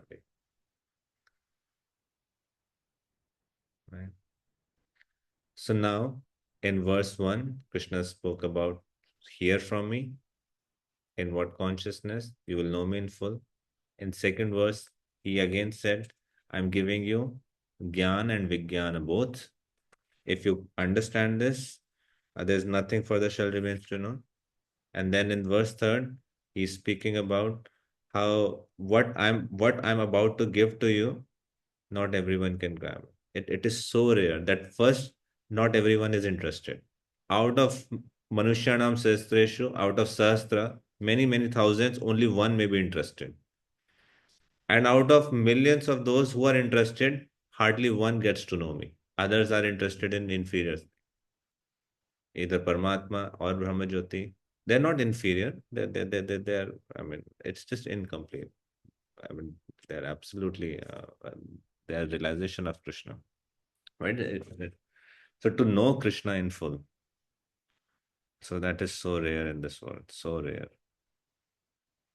So therefore, all the devotees who are endeavoring for to know Krishna, uh, how rare those souls are, and how much they needs to be served and protected and cared for. It's like the individuals on this batch or the devotional devotees in your community, they're not ordinary souls. Anyone who is interested to know Krishna, he's my master, and I'm meant to serve him. So now in next verse, Krishna starts speaking about that knowledge, right? So what is that knowledge that Krishna is speaking about in verse 1, 2, and 3? Let's go through it. भूमिरपो नलो वायु खम मन बुद्धिरेव च अहंकार इत्ययं मे भिन्ना प्रकृतिरष्टधा. Earth, water, fire, air, ether, mind, intelligence, and false ego, all together, these eight constitute my separated material energies. So Krishna, first of all, is speaking about his energies. Earth, water, fire, air, ether, mind, intelligence, false ego. If you understand this, you understand the complete material world. You understand the entire material realm in with just these eight elements.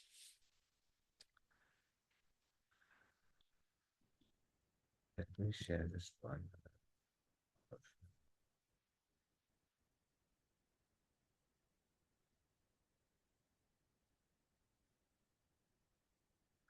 And how is it that if you understand these 8 elements, you can know the entire material world? Let us see how.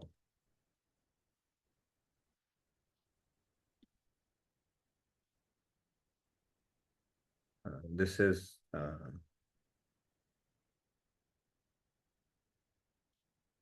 verse 4. Yeah. Addressing Arjuna, Krishna then speaks in these 2 verses about his 2 energies in order to describe later his Swarup as the highest cause, which possesses these material and spiritual energies. Prakriti is divided into 4 parts. Note that this Prakriti is divided into 8 parts.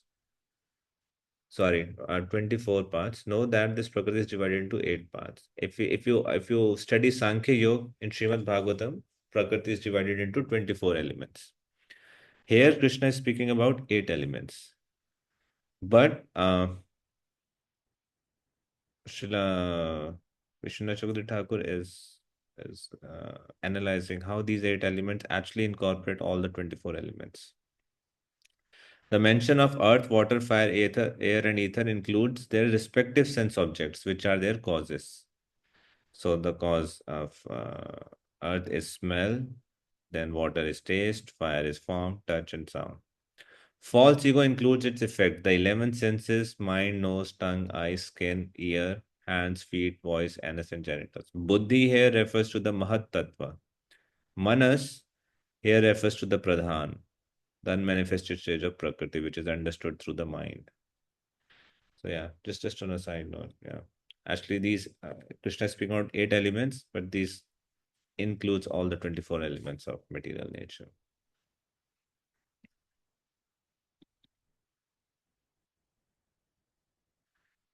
So important thing is this is energy of Krishna.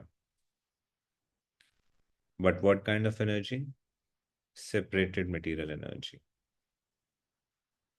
What do we mean by separated? Srila Prabhupada gives an example. Um, Earlier, there used to, to listen music, there used to be the tape system. So an artist records his voice on the tape, and the tape is being played in the tape recorder. And Srila Prabhupada would say this is like the separated energy of the artist. So Krishna is fully spiritual, and he's not directly in touch with the material energy. He's through his expansions and energies. So these are all energies of Krishna. These are separated energies. And then he says in the next verse, he's still mentioning about another energy. Aparayamitastvanyam prakritim vidhi me param jivabhutam mahabahu yaitam dharyate jagat. Besides this, O mighty armed Arjuna, there is another superior energy of mind which comprises the living entities who are exploiting the resources of this material inferior nature. So beyond these, there is a superior energy of Krishna, which are the living entities. And what are living entities doing? Yayedam dharite jagat. They are exploiting the resources of this material nature. Let me share another thing on this.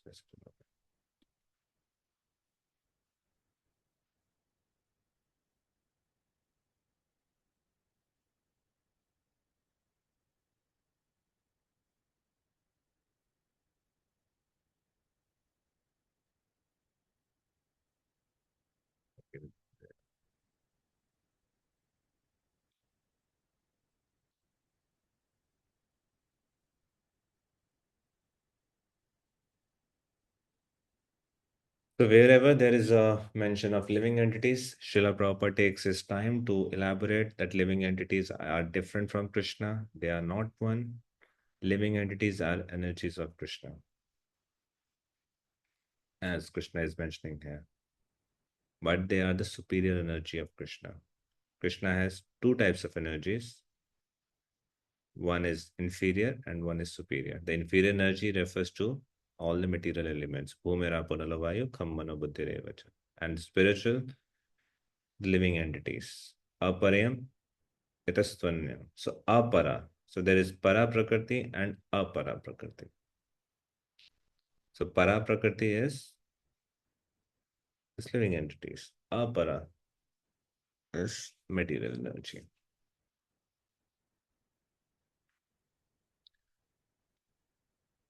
So after explaining this, Krishna is explaining how he is the source of both of them. एतद्योनिनि भूतानि सर्वाणि इत्युपधारय अहं कृष्णस्य जगतः प्रभवः प्रलयस्तथा. So all created beings have their source in these two natures. Of all that is material and all that is spiritual in this world, know for certain that I am both the origin and the dissolution. So anything that is created has a source in Krishna. Anything that is destroyed has a source in Krishna. So what about the maintenance part? Does that have source in Krishna? Yes. That's what Krishna says in next verse. Matta parataram nanyat kinchidasti dhananjaya mai sarvamidam protam sutre mani gadaiva. O conqueror of wealth, there is no truth superior to me. Everything rests upon me as pearls are strung on a thread. So there is a common controversy over whether the absolute truth is personal or impersonal. So previous verse, Krishna spoke about creation and destruction. And this verse, Krishna is speaking about how he's maintaining everyone. Now, I want to take this verse as an example to explain a little different topic. You have to read this verse. You have to see, look at this verse, see the word meaning, see the translation, and you have to tell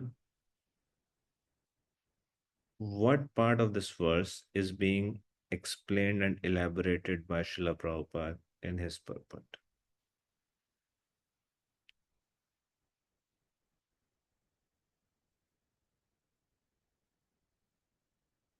So read the purport in your individual.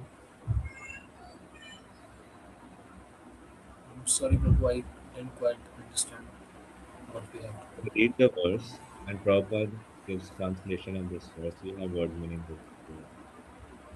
Then read the purport. And you have to make a connection between purport and the verse. There is a specific thing from the verse that Srila Prabhupada is elaborating upon in his purport. What is that thing from the?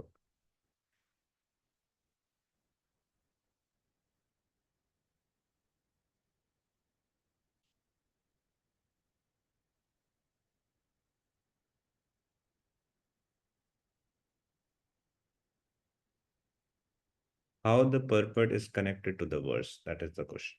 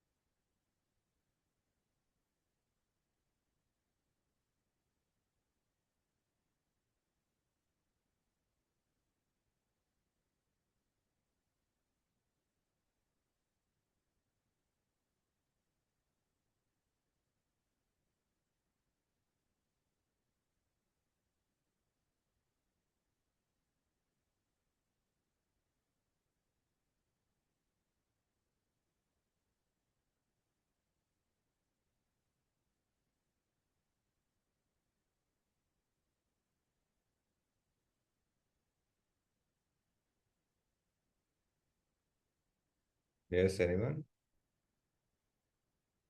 Yes, Prabhuji, here is there is no truth superior to the Supreme Person because He is the supermost.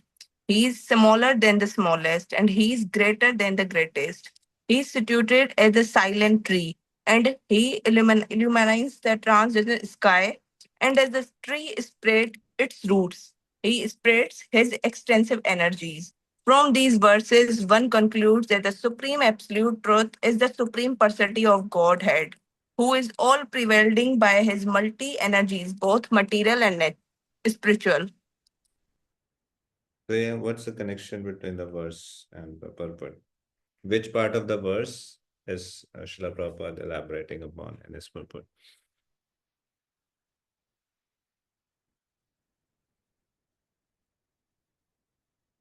You can unmute yourself and speak.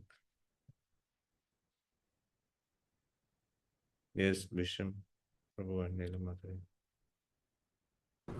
Prabhuji, over there, Sutra Mani Guna Eva means like in the verse and in the translation, if we can see Sutra Mani Guna Eva, that as pearls are strung to a thread, like Okay. Krishna is the one who is connecting all the things. He is the source, and with all those source, all the material energies are connected. Light, fire, all of them. Okay, yeah. Others? Other try? Adidev Prabhu, according to you, how is that connected? Jayadev Prabhu, Adidev Prabhu, or Kancham Mataji, Anang Manjari Mataji. Any thoughts?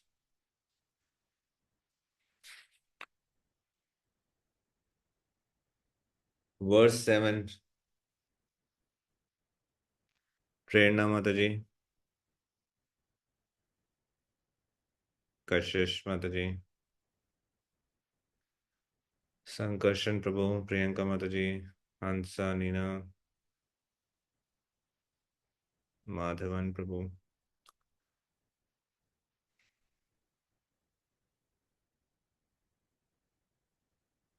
Which part of the verse does Srila Prabhupada elaborating in his purport?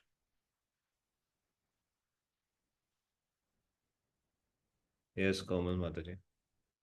You see, in verse, the Prabhupada put more in a impersonalists say the Krishna is a rupam, no रूप of Krishna, no रूप of Krishna, मतलब कृष्ण का कोई रूप नहीं है, तो इसमें प्रभुपाद ने इसमें जोर दिया.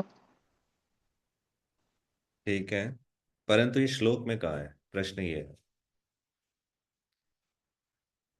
Usually you will see the Sanskrit verse, Srila Prabhupada elaborates upon certain parts of that verse. Sometimes he elaborates on complete verse, sometimes he takes a part of that verse and he gives explanation to that.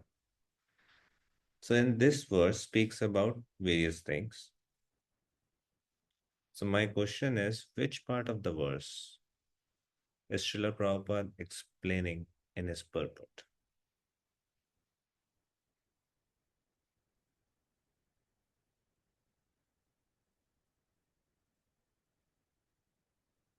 How is this connected with?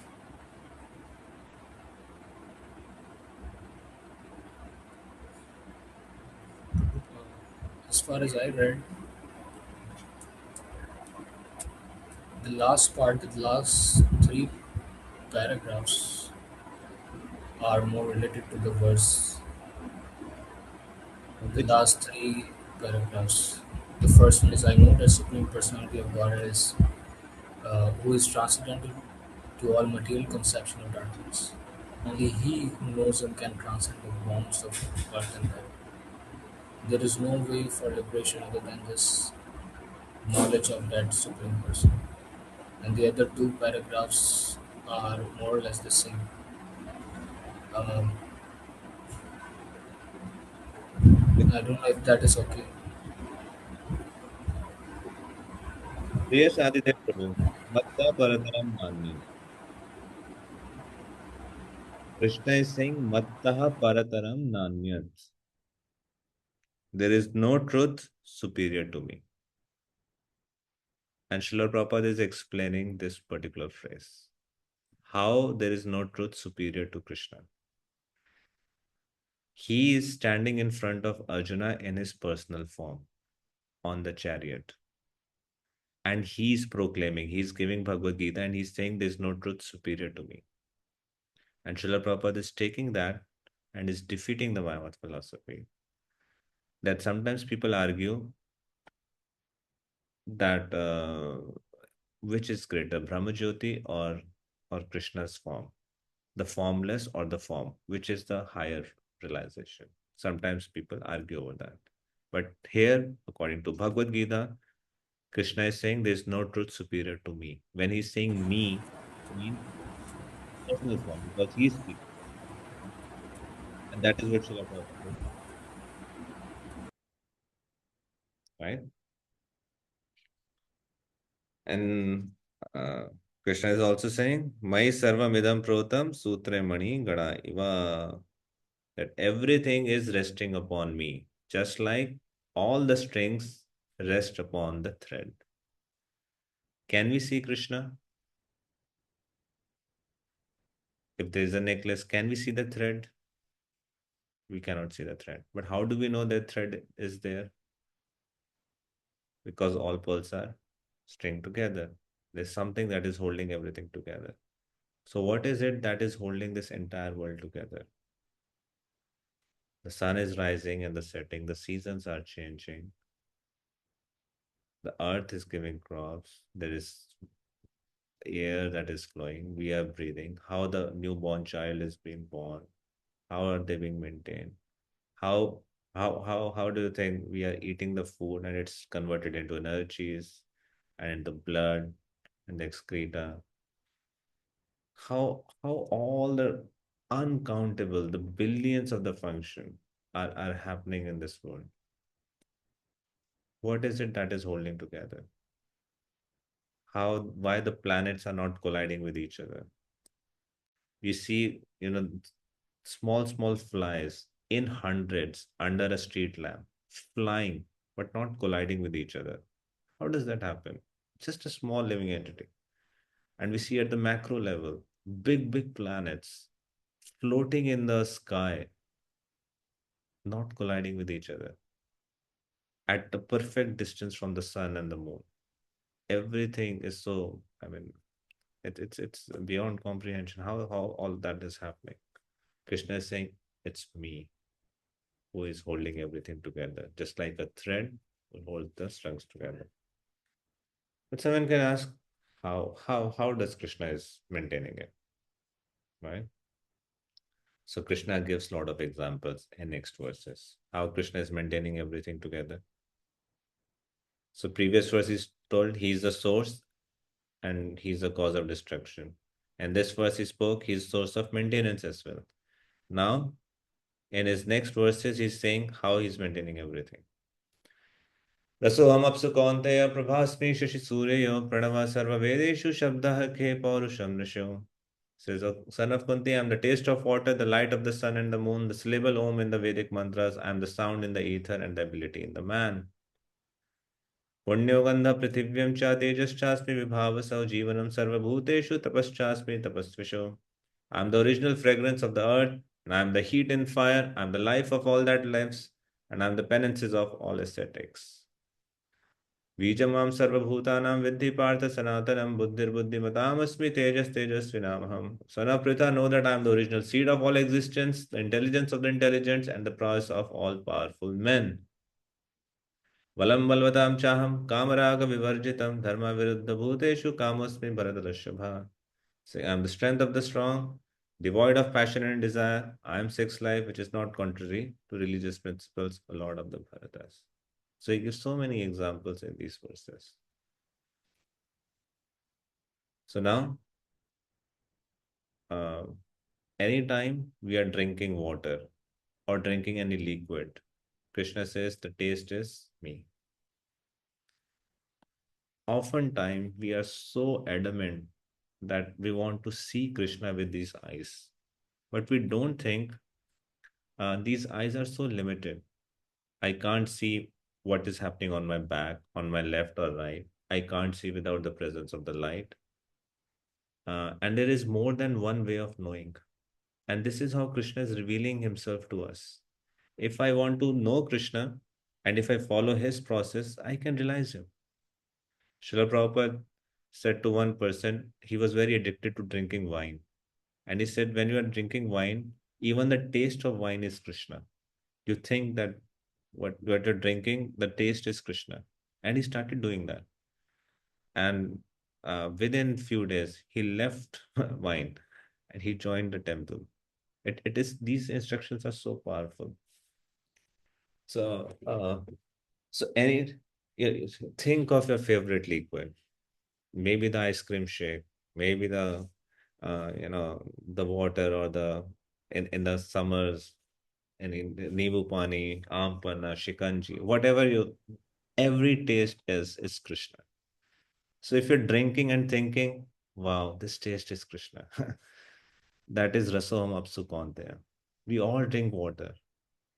So, next time, when you drink water, just try to remember that taste is Krishna.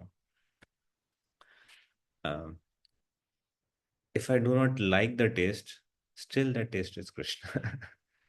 If I like the kind of satisfaction the water provides or a liquid provides, that is also Krishna. Rasoham Apsukondaya. Prabhasmi Shashi Surya. So he's the Prabha of Shashi and Surya.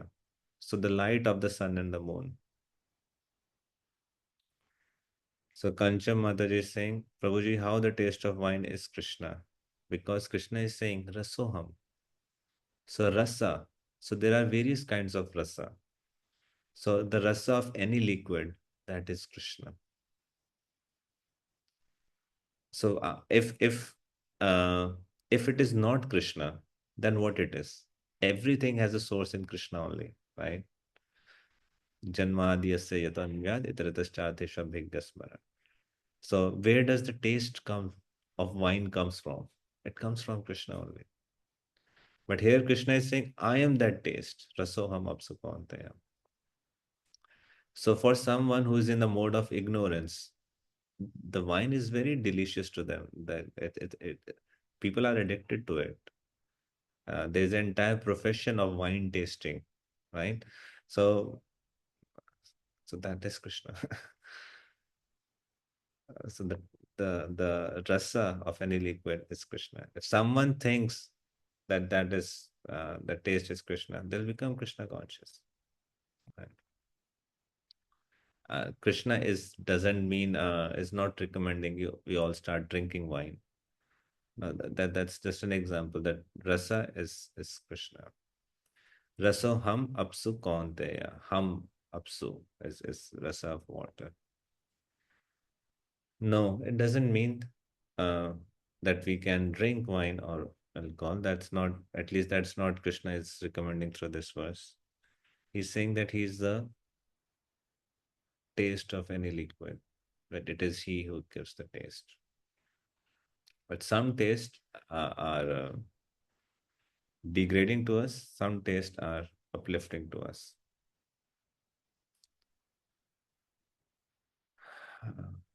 But the point is, Krishna is the maintainer, and that taste is Krishna.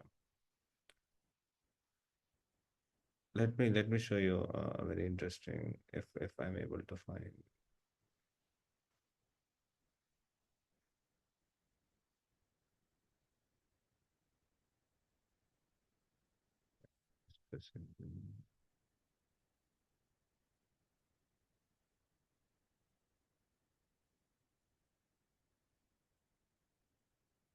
So this is Srila Prabhupada is giving class on verse 7.5. So Krishna says, Rasoham apsukante, any liquid thing, the taste which attracts you, that is I am. Even you are a drunkard, you are fond of tasting wine. I should recommend that you simply think this taste of wine is Krishna. That will make a yogi of you. That will make you the greatest yogi. If you simply think this, that I am tasting wine, oh, very nice taste, this is Krishna. Yeah, that's what Srila was saying.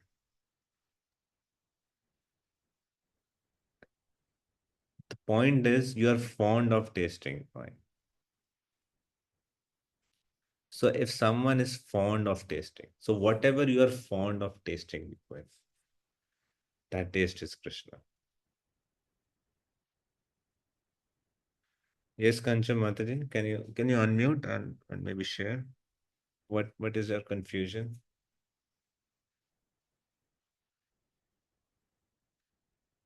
means anything that is attracting me is Krishna. No, that's not what is being said in the verse. Uh, if I'm attracted to a certain liquid, we're talking about specific liquid. And if Srila Prabhupada is recommending, Krishna is recommending, the thing that the taste of what you are being attracted is Krishna. And that's, you're still, you're thinking of Krishna. It is the remembrance of Krishna that is being highlighted, not a particular subject, the object. Krishna is not speaking about the different kinds of objects here, but he's more emphasis on thinking about to see Krishna in this way.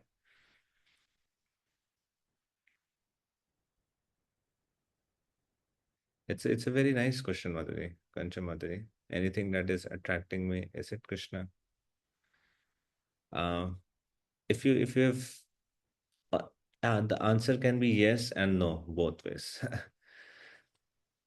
Krishna is all attractive. And anything that is attractive in this world, we'll see in chapter 10, is simply a spark of Krishna. So in one way, yes, anything that is attracting you is Krishna.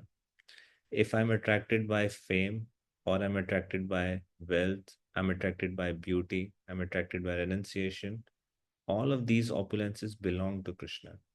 So in one way, yes, that is Krishna, and that if I hear and if I remember that, I'll make advancement. On the other side, it is not being recommended. Uh, uh, if you read first canto, there's one verse in which Srila Prabhupada is quoting the story of Sanatan Goswami and a Brahmana. A Brahmana, uh, on recommendation of Lord Shiva, he went to Sanatan Goswami and he said, "What is the highest thing that you have? I want to have that." And Sanatan Goswami said, "You take this touchstone." So the Brahmana got the touchstone and he became very, very happy. But on his way back, he realized that touchstone was lying near the dustbin. And he again went back to Sanatan Goswami. He said, "If this is the most valuable thing, why were you keeping it near dustbin?" And Sanatan Goswami said, "If you want something more valuable than this, okay, first go and throw this touchstone in the Yamuna." So Srila Prabhupada is saying, why Sanatan Goswami asked that Brahmana to throw the touchstone? In Yukt Vairagya, you could have utilized that touchstone.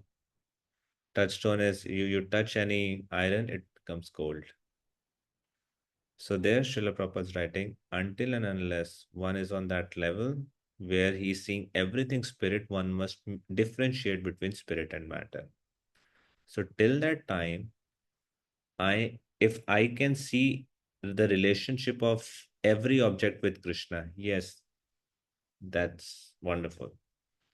But if I'm not on that level, I must differentiate between matter and spirit. In one way, there's no matter, there's only spirit, because everything is connected, is energy of Krishna. But if I'm not on that level, that I can see the connection of every object with Krishna, then I must differentiate what is favorable for devotional service, what is unfavorable. Right? So it basically depends upon our own level. One is an Uttam Adhikari. They will not see wine, they will see Krishna. But someone is not on that level, they must differentiate. Anyway, so next was that I am the light of sun and moon. Prabhu asked me, and Pranava Sarva Vedeshu. He's saying, so even if someone is not a learned scholar, everyone drinks water and they can think of Krishna. And if someone is saying he's a very learned scholar and he's studying Vedas, still Krishna is saying Pranava Sarva Vedeshu. I am the Pranava in all the Vedas. Shabdaha Khe Paurusham Rishu. And I am the sound in ether and I am the ability in the man. So any ability, if you see, that is Krishna. If we understand this verse, we can become free from envy. If someone is doing good, we want, uh, uh, instead of appreciating, sometimes envy arises in the heart. Why that person is making advancement? How come they're doing so good? But Krishna says, I am the ability in man.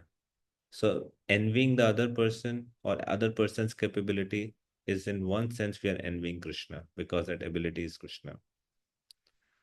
But if I love Krishna, I accept Krishna, then there's no envy because they are the ability in the other. How many of you like fragrances? There are so many different kinds of fragrances. We offer so many fragrances to Krishna, but all fragrances come from earth. So Krishna is saying, I am that original fragrance of earth. You see, there are so many flowers, and each flower has a different fragrance. How flowers are growing? They're growing from the earth.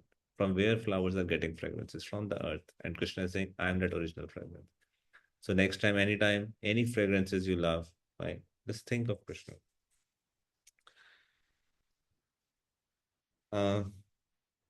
So in verse 11, he's saying, Dharma viruddha bhuteshu kamyasma bharatarashabha.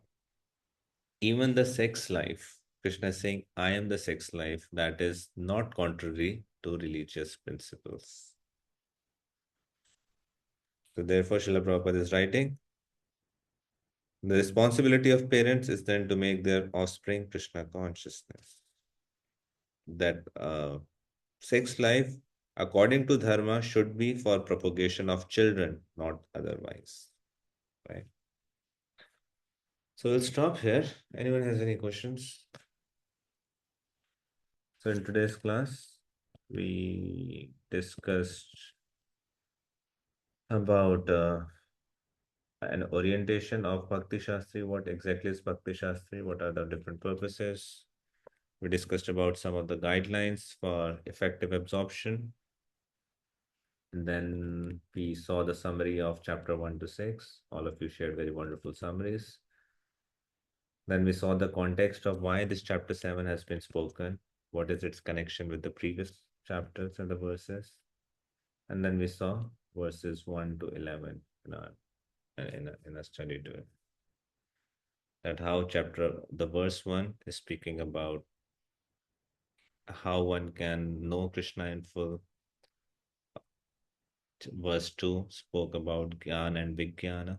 Verse 3 spoke about how rare that soul is who can know Krishna in full. And then verse 4 onwards, Krishna starts speaking this knowledge. First of all, he speaks about his material energy. Then he speaks about spiritual energy. Then he says, I am the source of both. And then he speaks about how he's the source of creation and destruction. He's also the source of maintenance. Everything is resting upon him. And then he gives so many examples. Rasoham apsukonteya to balam balvatam cha. So that is what we discussed. Okay, if Krishna is the source of whatever attracts us, then why would we want to give him up? For example, if someone is attracted to wine and perceives Krishna's taste in it, why would they want to stop drinking wine? Yes, because they are attracted to wine and they are not attracted to Krishna. The point is to transfer our attraction from wine to Krishna. If you are not wanting to give up wine, that means you are attached to wine. But I want to be attached to Krishna. What is it that I'm attracted to? Am I attracted to the taste for my own gratification or am I attracted to Krishna? The point is to develop attraction to Krishna. For Krishna's service, if I have to drink wine, I can drink wine. For Krishna's service, I have to give up wine, I can give up wine because I'm not attached to wine. I'm attached to Krishna and Krishna's service. And that is the whole point of Bhagavad Gita. In the beginning, Arjuna is making all the arguments based upon his own self, what his likings are, whether he will be able to enjoy kingdom, not able to enjoy kingdom. All of those arguments were based upon Arjuna in the center. By the end of the Bhagavad Gita, he thinks he wants to fight because Krishna wants it, not because he was attached or detached, because he was attached to Krishna. Does that answer your question, Shatabdi Mataji? Okay, Neelam Mataji, Vishnu. Hare Krishna Prabhu. Prabhu, we are talking about taste of the wine that we transferred us towards Krishna, but what about the matter of tea and coffee? That always Bhakt are saying that tea and coffee should not be taken. Why? What is the reason? If somebody takes tea and coffee and again thinks about Krishna. So if someone is drinking tea and if they think about that the taste of tea is Krishna, ultimately they will be able to give up the tea and coffee because they will become attached to Krishna. They will make progress, no doubt about that. Anything that is leading to thinking about Krishna is all auspicious. At the same time, it is uh, rare, it is exceptional if one is able to do that. Mostly, people are attached to their own sense gratification, and we use name of Krishna just to justify our sense gratification, right? So, why we say no to tea and coffee? Because they're addictive, they're addiction. So, there are four pillars of dharma. So, and each of the regulative principles corresponds to an expression of the principle of dharma. Just like satya, shama, forgiveness, that's no meat eating. If someone is doing intoxication, they cannot do tapasya. If someone is attached to gambling, they cannot follow the principle of satyata, truthfulness. If someone is doing illicit sex, they cannot follow the principle of shaucham, cleanliness, internal and external cleanliness. So if someone is addicted to tea and coffee, they'll not be able to execute any tapasya in life. An addicted person cannot execute tapasya. So that is why it's recommended. So to correspond to the principle of tapasya. But how do you bring someone from a if someone is deeply addicted already to to to a level that they become detached from it? Only by transferring that attachment to Krishna. How can you transfer that attachment to Krishna? Only when you hear about him, when you remember him. So gradually, if they start thinking that this taste is Krishna, they're thinking of Krishna. That thought of Krishna will purify the consciousness, and gradually it will create detachment. See, the important principle is to think about Krishna. But if someone is intoxicated and they are addicted and they cannot, if there is no intention to leave it, there's no intention to cultivate a relationship of Krishna. And if we simply want a outside label box, some stamping, but we don't, sometimes we just want a stamp of Krishna, but we don't want Krishna. Okay. Just like we offer food to Krishna and we just want, there's a stamp that now it's prasad. But whether Krishna liked it, whether I offered it nicely or not. So there's a difference, right? Many times I just want because I want to eat, I just want give to the altar and just put it back. Now it's stamped. There's a stamp. It's now prasad. I can eat, which is good in starting point. But the higher level is it is about Krishna, not about me, and accepting it. So whether do I want Krishna or do I want a stamp of Krishna? That's the question. If I genuinely want Krishna, yes, that will ultimately give me detachment. Thinking of Krishna will make me detached from the matter. Am I able to answer your question, bro? Are you able to let or do you have any other question response to that? Yes, 100%. Okay, any other question? I wanted to mention that we won't be able to have class tomorrow. We'll have our next class will be day after tomorrow, right? Actually, I'm traveling tomorrow at that time, and I'm not sure if I'll be able to reach by that time. I have a flight at 4 o'clock, which should reach at 6:30, and then I'll reach my place. But there's always very uncertainty. So let's not have class tomorrow, and we'll continue day after tomorrow. But meanwhile, there's a homework for all of you. You'll have to read the entire chapter 7, full verses and purports tomorrow. Okay, I'll not be reading full purports in the class tomorrow. So please come prepared after reading the entire chapter 7 with word meaning, translation, and purports. Okay. Okay. Anything else? So if you're facing any challenge during the classes, please don't wait for the unit to get over. Just bring it to our attention so that your needs can be addressed. Okay, so Okay. and Hare Krishna, Srila Prabhupada ki jai, Srimad Bhagavad Gita. Hare Hare Krishna, Krishna. Prabhuji. Thank Hare you. Krishna. Thank Hare Krishna, Madhavan Prabhu. Hare Hare Krishna. Krishna Prabhu. Hare Krishna, everyone.